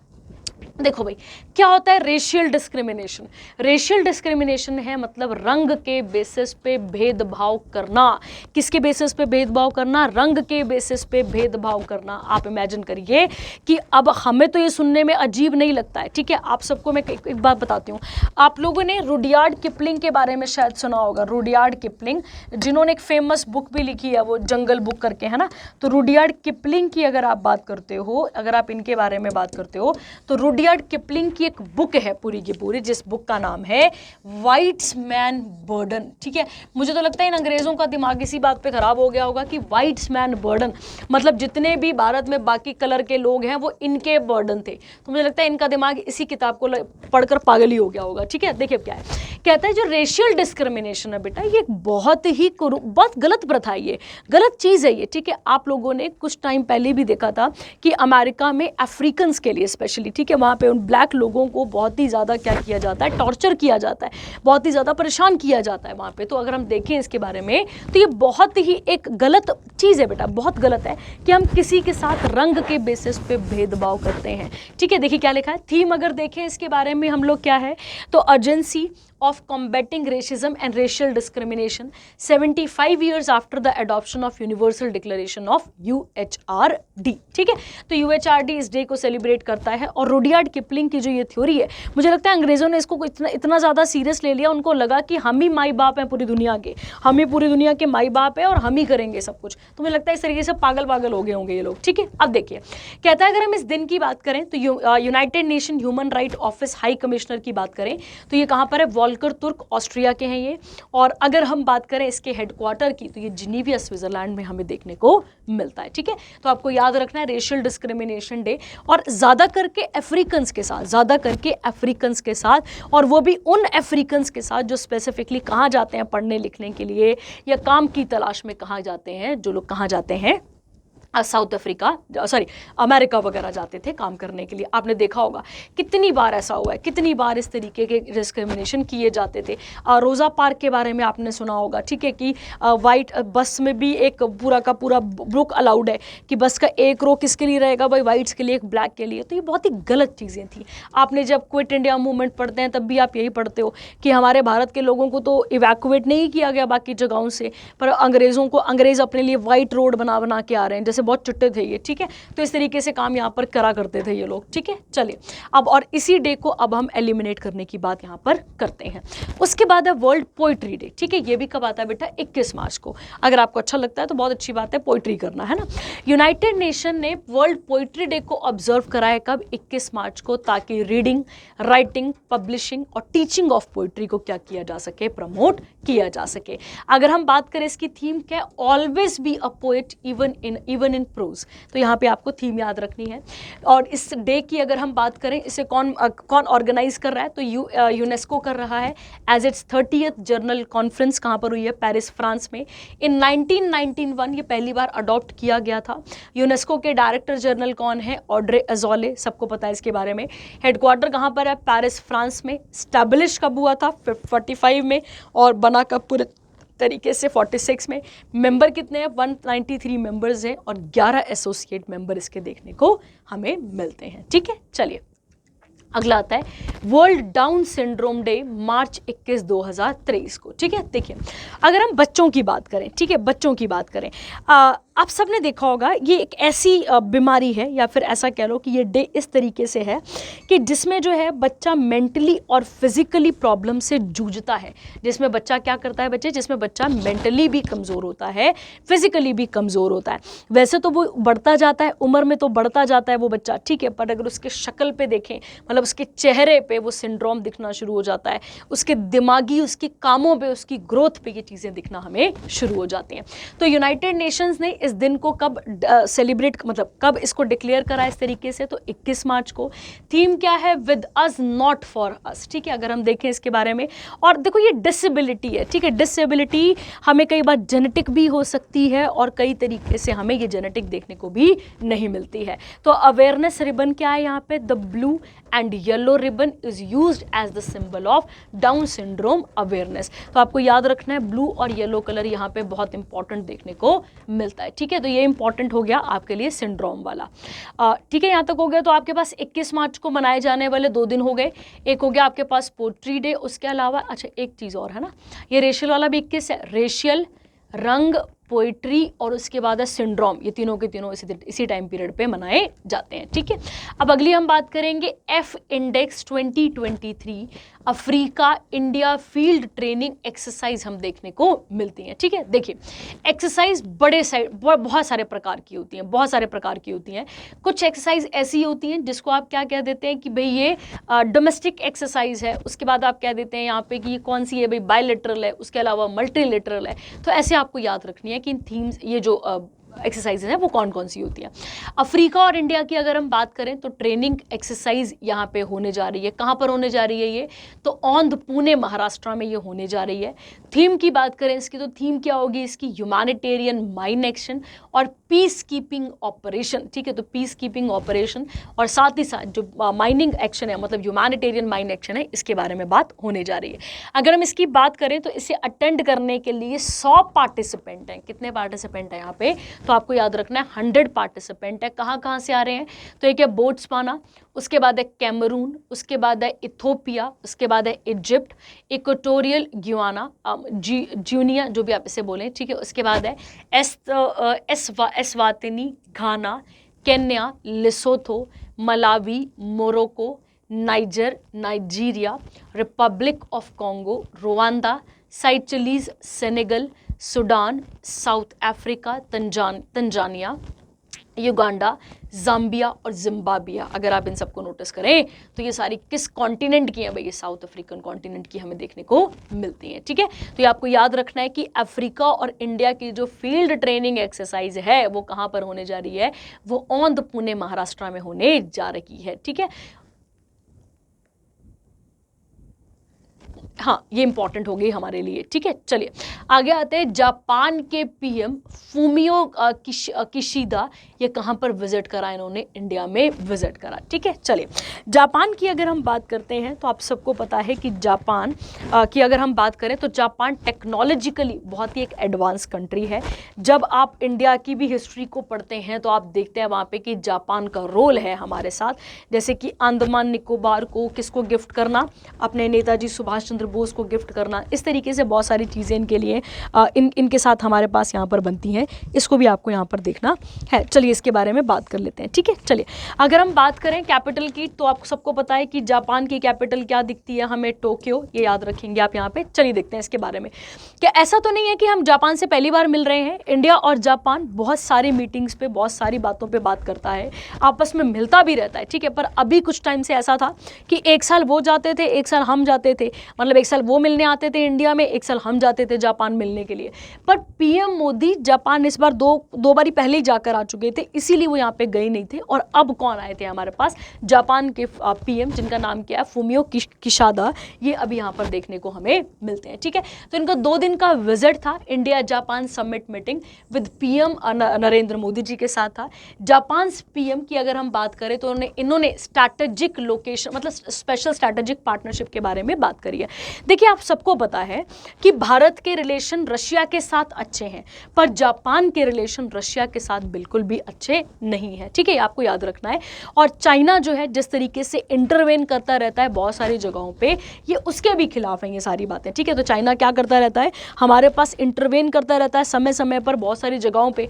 तो इसी के लिए इन सब चीज़ों, इन मीटिंग्स को किया जा रहा है ताकि सिक्योरिटी कॉपरेशन, बायलैटरल रिलेशंस जो हैं इनको क्या किया जा सके, इनको सुधारा जा सके, ठीक है। तो आपको याद रखना है कौन आए थे हमारे पास, जापान के पीएम, क्या नाम था उनका, फूमियो किशिदा, ठीक है। चलिए अगला आता है INS Androth launched in Kolkata, very important, ठीक है। एंड्रॉथ है क्या, तो आपको यहाँ पे मिल भी जाएगा। एंड्रॉथ लक्षद्वीप का एक आइलैंड है, ठीक है, उसी के नाम पर इसका नाम रखा गया है एंड्रॉथ, ठीक है। देखिए क्या लिखा, कहता है ये इंडियन नेवल शिप एंड्रॉथ, एक ये सेकेंड सीरीज है। अगर हम बात करें the second in the series, मतलब पहले तो एक आ चुका है, उसका नाम क्या था, पहला जो आया था उसका नाम था आईएस अर्नाला, पहले वाले का नाम क्या था, आईएस अर्नाला।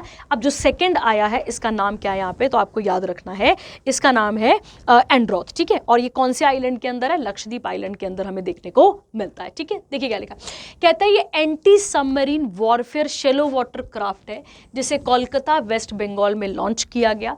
आईएनएस एंड्रोथ की बात करें तो इसे बिल्ट करने वाले कौन है, garden reach ship builders engineers limited, जो कि कहां पर है, कोलकाता बेस्ड ही है। ये कितना मीटर लॉन्ग है, सॉरी किलोमीटर नहीं मीटर लॉन्ग है, 77.6। अगर हम इसकी बात करें तो हैव अ डिस्प्लेसमेंट ऑफ 910, कितनी स्पीड में, तो 25 नोट्स में हमें देखने को मिलता है।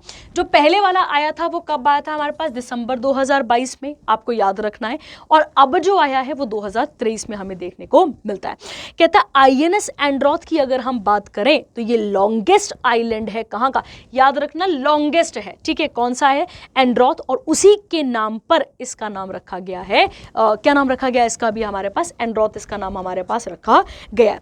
जब आप बात करते हैं किसकी, जब आप बात करते हैं एंड्रोथ की, ठीक है, सॉरी जब आप बात करते हैं लक्षद्वीप की, तो लक्षद्वीप के बारे में आपको कुछ बेसिक पॉइंट्स बहुत क्लियर होने चाहिए कि लक्षद्वीप जो है वो इंडिया के किस ओशन के साइड आता है, तो आपको याद रखना है भाई अरेबियन सी के साथ आता है। अगर हम बात करें लक्षद्वीप का ही एक बहुत बड़ा आइलैंड है जिसका नाम क्या है, मिनिकॉय, ठीक है। मिनिकॉय आपको याद रखना है, लक्षद्वीप का कौन सा वाला आता है, मिनिकॉय हमें देखने को मिलता है, ठीक है। लक्षद्वीप की बात करें तो वन ऑफ द यूटी है ये हमारे पास, ठीक है, जिसको, और यूटी को कौन कंट्रोल करता है, हमें याद है सेंट्रल गवर्नमेंट इन्हें कंट्रोल करती है, ठीक है। चलिए आगे आते हैं। इसके बाद world water day, very important day, पेपरों में 100 बार पूछा जा चुका है।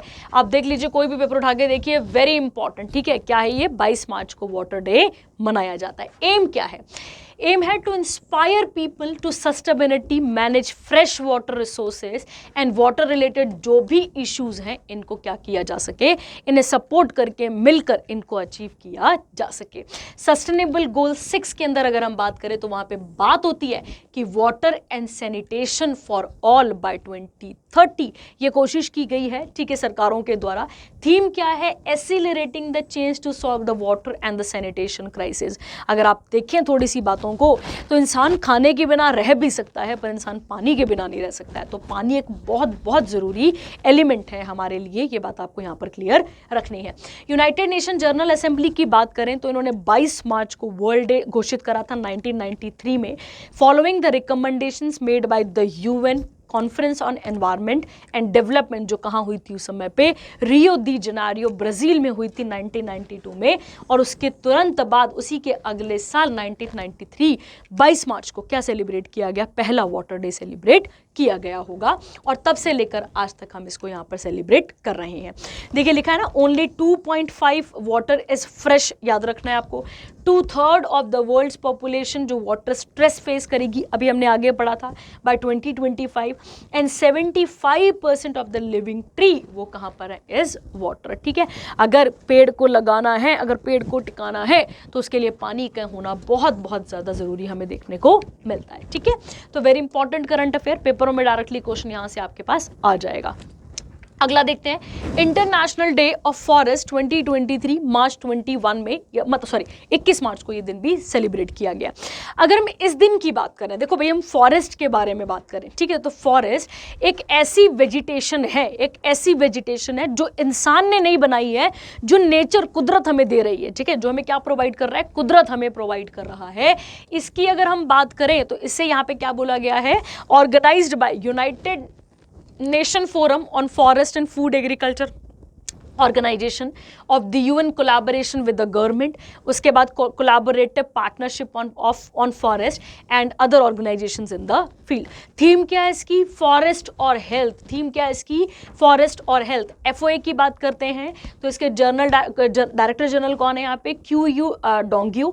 उसके बाद अगर हम बात करें हेडक्वार्टर कहाँ पर है, रोम इटली में इसके हेडक्वार्टर देखने को मिलते हैं। इस्टेब्लिश कब हुआ था, 1945 में हुआ था। और मेंबर स्टेट्स कितने हैं इसके, 194 मेंबर स्टेट हमें देखने को मिलते हैं। आप मुझे बताएंगे कि हमारे इंडिया में फॉरेस्ट जो है, मतलब फॉरेस्ट जो है वो किस राज्य में सबसे ज़्यादा है, ठीक है, मतलब फॉरेस्ट कॉन्ट्रीब्यूशन किस राज्य में ज़्यादा है, ठीक है। चलिए आगे बढ़ते हैं। इसके बाद इंडिया का पहला पीएम मित्र पार्क विरुद्धनगर, ठीक है। अगर आपको याद हो, मैंने अभी आपको शुरू में ही बताया था, याद है ना आप सभी को, कि आईटी पार्क खोले जाएंगे, टेक्नोलॉजिकल पार्क खोले जाएंगे, ठीक है। अगर आपको याद हो तो मैंने आपको शुरू में बिल्कुल अभी अभी शुरू करा था और मैंने वहां पे भी आपको बताया था कि क्या खोले जाएंगे बेटा, यहाँ पे पार्क खोले जाएंगे। इसके बारे में मैंने आपके साथ बात करी थी। ये वही वाले पार्क हैं बच्चे, आपको याद रखना है, और इसके बारे में हम पहले भी बात अभी कर चुके हैं, ठीक है। बता दिया था आपको PM mega integrated textile region apparel. इसके बारे में बात करें तो ये विरुद्धनगर, मैंने आपको बताया था वहां पे कि हर डिस्ट्रिक्ट से, सॉरी, हर स्टेट का एक एक एरिया चूज किया गया है इन टेक्सटाइल पार्क्स को बनाने के लिए, ताकि जो एक ही जगह पे स्पिनिंग हो पाए, वियरिंग हो पाए, ठीक है, उनकी सिलाई स्टिचिंग सब एक ही जगह पे हो पाए, भटकना ना पड़े। जो लॉजिस्टिक में बहुत पैसा लगता है, जो ट्रांसपोर्टेशन पे पैसा लगता है, उसे यहाँ पर बचाया जा सके, ठीक है। तो अगेन इंपॉर्टेंट करंट अफेयर, ठीक है, ये आपको याद रखना है, इसके बारे में आपको क्लियर यहाँ पर होना चाहिए, ठीक है। चलिए आगे बढ़ते हैं। इसके बाद यहाँ पर हम बात करेंगे अगली न्यूज़ के बारे में, और अगली न्यूज़ कौन सी आती है हमारे पास यहाँ पे, QS world university ranking by subject 2023, ठीक है। अब इसके बारे में हम बात कर लेते हैं यहाँ पे कि क्या है ये रैंकिंग वाला सिस्टम, ठीक है। तो यहाँ पे लिखा है Massachusetts institute of technology top करता है इंजीनियरिंग और टेक्नोलॉजी में, अगर हम बात करें, ranking followed by the Stanford university in second, and university of Cambridge कौन सा मिलता है इसको, थर्ड रैंक मिलता है। तो आपको याद रखना है यहाँ पे कि किस किस को फर्स्ट, सेकंड, थर्ड और देखने को मिलता है। अगर हम QS वर्ल्ड यूनिवर्सिटी की रैंकिंग की बात करें, जो कि 2023 में आ रही है, इसमें टोटल कितने सब्जेक्ट्स रखे गए हैं, तो भाई 54 डिसिप्लिन को लिया गया है, और इन 54 को भी 5 अलग अलग ब्रॉड कैटेगरीज में बांटा गया है, ताकि उनके ऊपर ज्यादा जोर दिया जा सके, जैसे arts and humanities, engineering and technology, life science और मेडिसिन एंड नेचुरल साइंस, इन सब में इनको डिवाइड किया हुआ है। कहता है द मोस्ट रिप्रेजेंटेटिव इंडिया की यूनिवर्सिटी कौन है, तो यूनिवर्सिटी ऑफ दिल्ली है, with 27 entries, followed by IIT Bombay, उसके बाद खड़गपुर, ये आपको देखने को यहाँ पर मिलती है। IIT की बात करें दिल्ली वाले की, तो 49th रैंकिंग है, किस फील्ड में, इलेक्ट्रिकल और इलेक्ट्रॉनिक इंजीनियरिंग में, याद रखेंगे आप। उसके बाद IIT बॉम्बे की अगर हम बात करें तो इसका रैंक कितना है, 92, किसमें, मैथमेटिक्स में। IIT कानपुर की बात करें तो किस चीज़ में आता है, 87th रैंक है, किस फील्ड में, इंजीनियरिंग और इलेक्ट्रिकल और इलेक्ट्रॉनिक्स में। उसके बाद है IIT खड़गपुर, कितना रैंक है, 94, किस फील्ड में, कंप्यूटर साइंस और इंफॉर्मेशन सिस्टम में। जवाहरलाल नेहरू यूनिवर्सिटी जो JNU कहलाती है, 68th रैंक है, और यूनिवर्सिटी का कितना रैंक है यहाँ पे, 91st, किसमें भाई, सोशियोलॉजी में, और इन्होंने broke into the world's top 100 in sociology, तो सोशियोलॉजी की जो फील्ड है उसमें सबसे टॉप पे हमें यहाँ पे देखने को मिलता है, ठीक है। अब देखते हैं यहाँ पे कि क्या लिखा हुआ है, ग्लोबल 10 इंपॉर्टेंट सब्जेक्ट्स के बारे में यहाँ पर बात हो रही है। तो देखिए क्या क्या है, art and architecture, built environment साथ में है, केमिस्ट्री है, केमिकल इंजीनियरिंग है, सिविल स्ट्रक्चर इंजीनियरिंग है, कंप्यूटर साइंस है, एनवायरमेंटल साइंस है, इलेक्ट्रॉनिक एंड इलेक्ट्रिक है, ज्योग्राफी है, आर्ट्स है, अगर हम हिस्ट्री ऑफ आर्ट आ गया। उसके बाद marketing, mechanical, aeronautical, manufacturing, pharmacy, social policy and sociology, इन सब चीज़ों को देखने को हमें यहाँ पर मिलता है, ठीक है। अगर हम इसके बारे में बात करें तो बहुत बहुत इंपॉर्टेंट, ठीक है, अगर इसके बारे में हम बात करते हैं तो ये बहुत इंपॉर्टेंट रैंकिंग हमें देखने को मिलती है, ठीक है। अगला आता है, RBI is to set up new data centre cyber security training institute in Orissa. आप सबको पता है कि साइबर सिक्योरिटी कितनी ज़रूरी है, ठीक है। तो साइबर सिक्योरिटी के लिए ये ओपन किया जा रहा है, और अगेन बहुत इंपॉर्टेंट है हमारे लिए। देखिए क्या लिखा हुआ है, कहता है शक्तिकांत दास जो कि गवर्नर हैं RBI के, और आपको सबको पता होगा कि इनको, अभी मैंने आपको MCQ में करवाया था कि इनको एक अवार्ड मिला था गवर्नर ऑफ द ईयर का, ठीक है। तो इन्हें अवार्ड मिला था।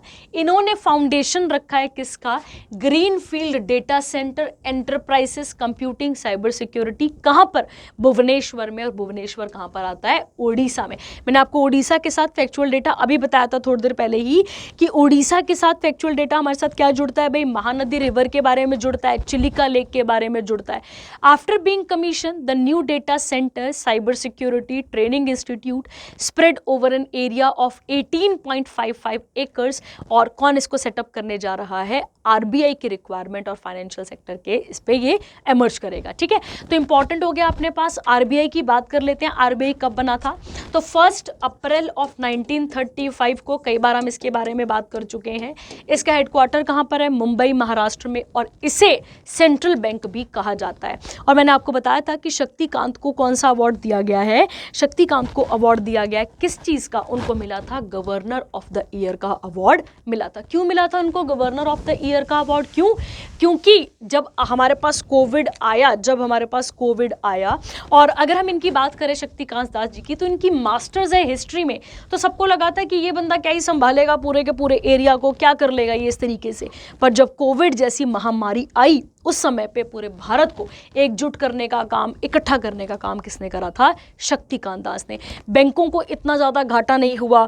बहुत सारी ऐसी फील्ड हैं जो डूबी नहीं, ऐसा भी नहीं कहेंगे कि डूबी नहीं है, डूबी तो है पर उतने लेवल पे नहीं डूबी, ये आपको यहाँ पर याद रखना है, ठीक है। चलिए अगला आता है इसके बाद Hurun global rich list for 2023। भाई अब रिच लिस्ट आ गई, आप सबको पता ही है, ठीक है। अगर हम बात करें अडानी जी का तो बट्टा गोल हो गया यहाँ पे, है ना। इसके बारे में पढ़ते हैं। देखिए कहता है कि 2023 की M3M हुरून रिच लिस्ट आ चुकी है। गौतम अडानी का जो अडानी का जो रैंक है, dropped 11 places to the 23rd rank among the global billionaires. According to the report, Gautam Adani की अगर हम बात करें तो इन्होंने 35% डिक्लाइन देखा है, ठीक है। और आपको पता ही है कि इनके ऊपर कितने सारे वो चल ही रहे थे, है ना। वो हिंडनबर्ग केस रिपोर्ट आप सबको पता ही है, कई बार हम न्यूज़ में भी बात कर चुके हैं इसके बारे में। कहता है बर्नार्ड अर्नोल्ट जो सीईओ हैं किसके? लुइस विटन की। आपको पता है ब्रांड एक बहुत बड़ा, इसके बारे में अगर बात करें तो ये रिचेस्ट पर्सन की लिस्ट में जो है वो टॉप कर रहे हैं। एलन मस्क की बात करें तो ये ऑनर है टेस्ला के, Twitter, and with the total wealth, इनके आप ये वेल्थ अब चेक कर ही लेंगे। अंबानी जी की बात करें तो इंडिया के richest Indian title and Asia's with the wealth of $82 billion, और इनका रैंक क्या है? 9th ग्लोबली, ठीक है। तो देखिए यहाँ पे लिखा हुआ है यहाँ पर आपके पास सबसे पहले जेफ बेजोस, उसके बाद एलन मस्क, उसके बाद ये सारे आपके पास आ ही जाते हैं कि क्या क्या रैंक यहाँ पे देखने को मिलता है, ठीक है। चलिए अगला आता है इसके बाद ऑस्ट्रेलिया टूर ऑफ इंडिया 2023। आप सबको पता है मैच था, ठीक है, और ऑस्ट्रेलिया ने किसको हरा दिया? इंडिया को हरा दिया। कितने रनों से? 21 रन से। और कौन सा वाला था? 3rd ODI था ये, to win the series of 2-1 in the MA। अब ये स्टेडियम कहाँ पर है, कहाँ पर हुआ है ये? तो आपको याद रखना है MA चिदम्बरम स्टेडियम, जो कि कहाँ पर है? चेन्नई, तमिलनाडु में हमें देखने को मिलता है, ठीक है। और अभी हमने बात करी थी कि चेन्नई का पुराना नाम क्या आता है भाई? मद्रास आता है, आपको याद रखना है। और मद्रास में पहली म्युनिसिपैलिटी बनी थी, तो आपको याद रखना है इसके बारे में भी। विद दिस विन ऑस्ट्रेलिया जो है वो इंडिया को सरपास कर गया है नंबर 1 रैंकिंग में ODI की फील्ड में। और आपको याद रखना है मैन ऑफ द मतलब प्लेयर ऑफ द सीरीज कौन रहे उसमें पे? Mitchell Marsh of Australia. Match तो आप देखते ही होंगे और आपको बहुत आइडिया भी होगा इसके बारे में, ठीक है। चलिए आगे बढ़ते हैं। इसके बाद हम अगला इंपॉर्टेंट डे आता है वर्ल्ड मेटीरियोलॉजिकल डे, ठीक है। मैं और आप जो वेदर से रिलेटेड इंफॉर्मेशन ले पा रहे हैं, जैसे आज बारिश है, फिर कल कुछ और हो जाए, कल कुछ और हो जाए, परसों कुछ और हो जाए, तो हमें सब कुछ पता रहता है। देखो कहता है यूनाइटेड नेशन ने वर्ल्ड मेटीरियोलॉजिकल डे ऑब्जर्व कराए पूरे के पूरे ग्लोब में, मतलब पूरे के पूरे अर्थ पे। कब? 23 मार्च को, ताकि हम अर्थ की एटमॉस्फेयर को जान पाएँ और इंडिविजुअल और हमारा मतलब एटमॉस्फेयर की अगर हम बात करते हैं तो एटमॉस्फेयर क्या है? आपने पढ़ा होगा ब्लैंकेट ऑफ एयर, है ना, सबको पता है ब्लैंकेट ऑफ एयर है। और कितनी एटमॉस्फेयर की कितनी लेयर्स हैं? तो 5 लेयर्स हैं, आपको पता होगा। ट्रोपो, स्ट्रैटो, मीजो, है ना, आइनो, उसके बाद एक्सो, ये आपने पढ़ाई होगी, ठीक है। एक्सोस्फेयर ये आ जाती हैं आपके पास। और अगर हम इसकी बात करें तो इस दिन 23 मार्च 1950 को वर्ल्ड मेटीरियोलॉजिकल डे बना था। इसका थीम क्या है? द फ्यूचर ऑफ वेदर के साथ climate and water across generations. आप देखिए वाटर क्राइसिस हम बहुत जल्दी देख जाएंगे आने वाले टाइम पे। WMO जो है इस एक UN की एजेंसी है जिसका काम क्या है? इंटरनेशनल कॉपरेशन, कोऑर्डिनेशन बना के रखना एक देश के साथ साथ उसके अर्थ के एटमॉस्फेयर के साथ। सेक्रेटरी जनरल कौन है इसके? तो आपको याद रखना है पेतरी तलास, और हेडक्वार्टर कहाँ पर है इसका? जिनेवा, स्विट्जरलैंड में हमें देखने को मिलता है, ठीक है। चलिए डन, ये भी हो गया। उसके बाद आता है इंडिया और UK का बायलेटरल मैरीटाइम एक्सरसाइज हुआ है जिसका नाम है कॉनकन 2023। क्या नाम है बेटा इसका? कॉनकन 2023। इसके बारे में बात करेंगे अब हम, ठीक है, कि कौन सी है ये, कौन कौन सी नहीं है, आपको याद रखना है, ठीक है। चलिए देखते हैं इसके बारे में। कहता है यहाँ पे अगर हम बात करें कॉन्कन 2023 एक बायलैटरल मैरीटाइम है। अब ऑब्वियस इंपॉर्टेंट हो गया आपके पास, मैरीटाइम है और किस किस के बीच में, इंडियन नेवी और रॉयल नेवी किसकी, यूनाइटेड किंगडम की। कहाँ पर हुआ ये, कॉन्कन कोस्ट में। कॉन्कन एक भाषा भी है, कोंकणी कहाँ बोली जाती है भाई, कोंकणी बोली जाती है गोवा में। कहाँ बोली जाती है, गोवा में। अरेबियन सी के पास पार्टिसिपेशन फ्रॉम इंडियाज INS त्रिशूल and a guided missile frigate. Royal navy की अगर हम बात करें HMS लेंचास्टर टाइप 22 गाइड। अब ये इतना याद रखने की कोई जरूरत नहीं है, इतना तो नहीं पूछेगा आपसे, पर अगर आप डिफेंस के एग्जाम की तैयारी कर रहे हैं तो वहाँ ये इंपॉर्टेंट हो जाता है, ये आप साथ साथ वहाँ पर याद कर सकते हैं, ठीक है। चलिए अगला आता है इसके बाद सागर मंथन performance monitoring dashboard of MOPSW। आप सबको पता है सागर मंथन एक बहुत बड़ा प्रोजेक्ट है, ठीक है, बहुत बड़ा प्रोजेक्ट है, जिसको इनॉग्रेट करते टाइम ये बोला गया था कि मतलब ये एक तरीके का इतना बड़ा एक वो है, बोलो ऐसा करके ये काम है, जिसमें क्या है कि बेटा, जिसमें जैसे मान लो कि हमने एक, जैसे हम उबर यूज़ कर रहे हैं, हम उबर बाइक यूज़ करते हैं, हम उबर ये कैब यूज़ करते हैं, तो हम देखते हैं कि वहाँ पे हमें एक लोकेशन बताता है कि ये फलाना बंदा यहाँ से निकला है और फलानी जगह पर पहुँचेगा इस टाइम पीरियड पे, बताता है पूरा डिस्टेंस, पूरी चीज़ें बताता है। ठीक वही बात है, क्या बोला जाता है कि अगर हम बात करें यूनियन मिनिस्टर सर्बानंद सोनोवाल, जो कि मिनिस्ट्री ऑफ पोर्ट शिपिंग और वाटरवेज के हैं, इन्होंने real time performance monitoring dashboard का इनॉग्रेट करा है, ठीक है। इसमें क्या होगा कि एक शिप कहाँ से निकली, कब निकली, कैसे निकली, क्या हुआ, कहाँ पहुंची और कब कैसे पहुंच रही है, साथ साथ कोई दुश्मनी वॉर, दूसरी शिप तो नहीं कोई आ रही है इस तरीके से, तो ऐसी बहुत सारी इंफॉर्मेशन को हमें प्रोवाइड कर पाएगा, ठीक है। अगर हम बात करें तो ये क्या है यहाँ पे, this platform has been developed completely in house and under the guidance of Shri Sudhanshu Pant IAS secretary हैं, और इनके अंदर ये बनाया गया है। आपको याद रखना है ये जो है ये कोऑर्डिनेशन रियल टाइम इंफॉर्मेशन हमें यहाँ पर प्रोवाइड कर पाएगा। वेरी इंपॉर्टेंट करंट अफेयर, ठीक है, इंपॉर्टेंट है ये करंट अफेयर, आपको याद रखना है। अगला आता है इसके बाद यहाँ पे मल्टी डोमेन एयरलैंड एक्सरसाइज वायु प्रहार।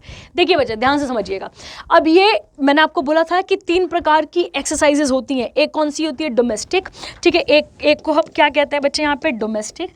एक कौन सी होती है अपने पास यहाँ पे, बायलेटरल, बताया था मैंने आपको, और एक होती है मल्टीलेटरल, है ना। अभी तक जो हमने पढ़ी वो बायलेटरल वाली पढ़ी, जब हम देशों के साथ पढ़ रहे हैं। अब जो हम पढ़ने जा रहे हैं वो डोमेस्टिक है बेटा, वो डोमेस्टिक है, मतलब कि हमारे ही देश के अंदर हो रही है वो, ठीक है। इंडियन आर्मी और इंडियन एयरफोर्स इन दोनों ने मिलकर jointly conducted multi domain 96 hours की एयरलैंड एक्सरसाइज करी है, जिसका नाम है वायु प्रहार। वेरी इंपॉर्टेंट, क्या नाम है हमारी इसका, तो आपको याद रखना है वायु प्रहार, इसका नाम हमें देखने को मिलता है, ठीक है। हम इसके बारे में बात करते हैं आगे। और कहाँ हुई है, लाइन ऑफ एक्चुअल कंट्रोल किसके साथ है, लाइन ऑफ एक्चुअल कंट्रोल हमारी चाइना के साथ है ना, याद रखेंगे आप इसके बारे में भी। और ये ईस्टर्न कमांड में हो रही है, अरुणाचल प्रदेश और सिक्किम सेक्टर में देखने को मिलती है। कहता है एक्सरसाइज वायु प्रहार कोऑर्डिनेशन रिहर्सल बताएगा बहुत सारी एजेंसीज की आपस में, ताकि बहुत जल्दी मोबिलाइजेशन, मतलब अगर जाना हो एक जगह से दूसरी जगह तो वो हो सके, फोर्सेस को डिप्लॉय करना हो तो वो हो सके, ट्रांसपोर्टेशन, ताकि कोई भी काम देर ना लगे, ठीक है। इस तरीके से इसको किया जाएगा। तो अगेन ये इंपॉर्टेंट हो गया आपके लिए, ठीक है। अगला कहता है UNCTAD ग्लोबल ट्रेड डेटा। अब इसके बारे में भी बात कर लेते हैं, ग्लोबल ट्रेड डेटा के बारे में भी क्या लिखा गया। कहता है यूनाइटेड नेशन की कॉन्फ्रेंस हुई है, United nation conference on trade and development. इन्होंने कहा है कि ग्लोबल ट्रेड अपडेट कब तक का, मार्च 2023 का, is despite deteriorating economic condition and growing uncertainties. तो आपको देखना है यहाँ पे कि ट्रेड से रिलेटेड ये न्यूज़ है, क्या है इसके बारे में भी देख लेते हैं पूरे तरीके से। कहता है जो ग्लोबल ट्रेड है is expected to rise about 1 year in the first quarter. और धीरे धीरे करके देखो बेटा, जो ट्रेड है वो बढ़ता भी है वो घटता भी है, ठीक है। इस तरीके से एक पैमाने पे नहीं चल पाता है, ये आपको याद रखना है, ठीक है। अगर हम इसके बारे में बात करें तो कहता है इन 2022 ग्लोबल ट्रेड कितना चला गया था, $32 ट्रिलियन चला गया था, जो कि अब कहीं डिक्लाइन हमें देखने को मिलता है। UNCTAD की बात करें तो इसके चेयरमैन कौन होंगे, सेक्रेटरी जनरल कौन है, रेबाका ग्रीन स्पैन ऑफ कोस्टारिका, और हेडक्वार्टर कहाँ पर है इसके, जिनीवा स्विट्जरलैंड में। तो मोस्टली जो यूएन एजेंसीज हैं आपको याद रखना है कि उनके हेडक्वार्टर कहाँ देखने को मिलते हैं, आपको मिलते हैं कहाँ पे, ये मिलते हैं जिनीवा स्विट्जरलैंड में, ठीक है।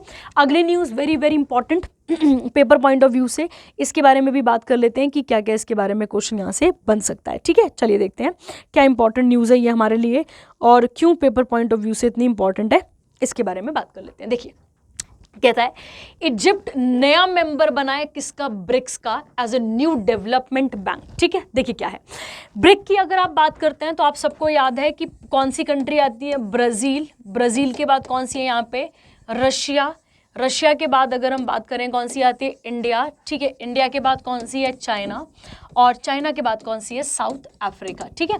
अगर हम इन झुंड की बात करें या फिर इन 5 देशों की बात करें तो ये 5 देश आपस में जुड़े थे, क्यों, क्योंकि इनके डेवलपमेंट, मतलब ये फास्ट ग्रोइंग डेवलपिंग कंट्रीज हैं जिनकी पॉपुलेशन, जिनका एरिया, जिनका साइज एक जैसा हमें लगभग देखने को मिलता है। तो इसके बारे में बात की गई है और इसी का एक बैंक है न्यू डेवलपमेंट बैंक, जिसका मेंबर कौन बना है, इजिप्ट बना है। तो इजिप्ट नया मेंबर बना है इसका। एनडीबी की अगर हम बात करें, वो setup by BRICS nation on the basis of inter governmental agreement and signed as the 6th BRIC summit थी कहाँ पे, फोर्टलेजा में 2014 में।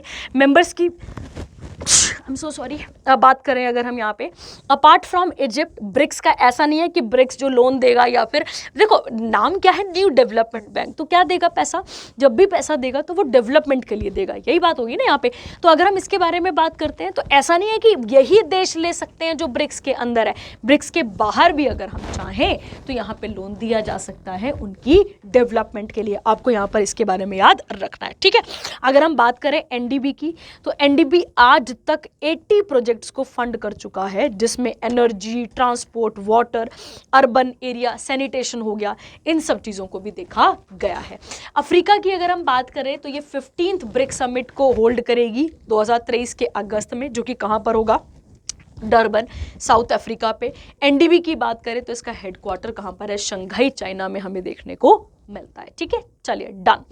अगली बात करते हैं इसके बाद, hello north Korean nuclear drone, ठीक है। आप सबको पता ही है कि नॉर्थ कोरिया कोई ना कोई कांड करता ही रहता है बहुत जल्दी जल्दी से, ठीक है। तो अगर हम बात करें नॉर्थ कोरिया की, तो ये अभी बहुत ही जल्द क्या लेकर आने वाले हैं, तो आपको याद रखना है, इन्होंने एक न्यूक्लियर ड्रोन यहाँ पर लेकर आए हैं।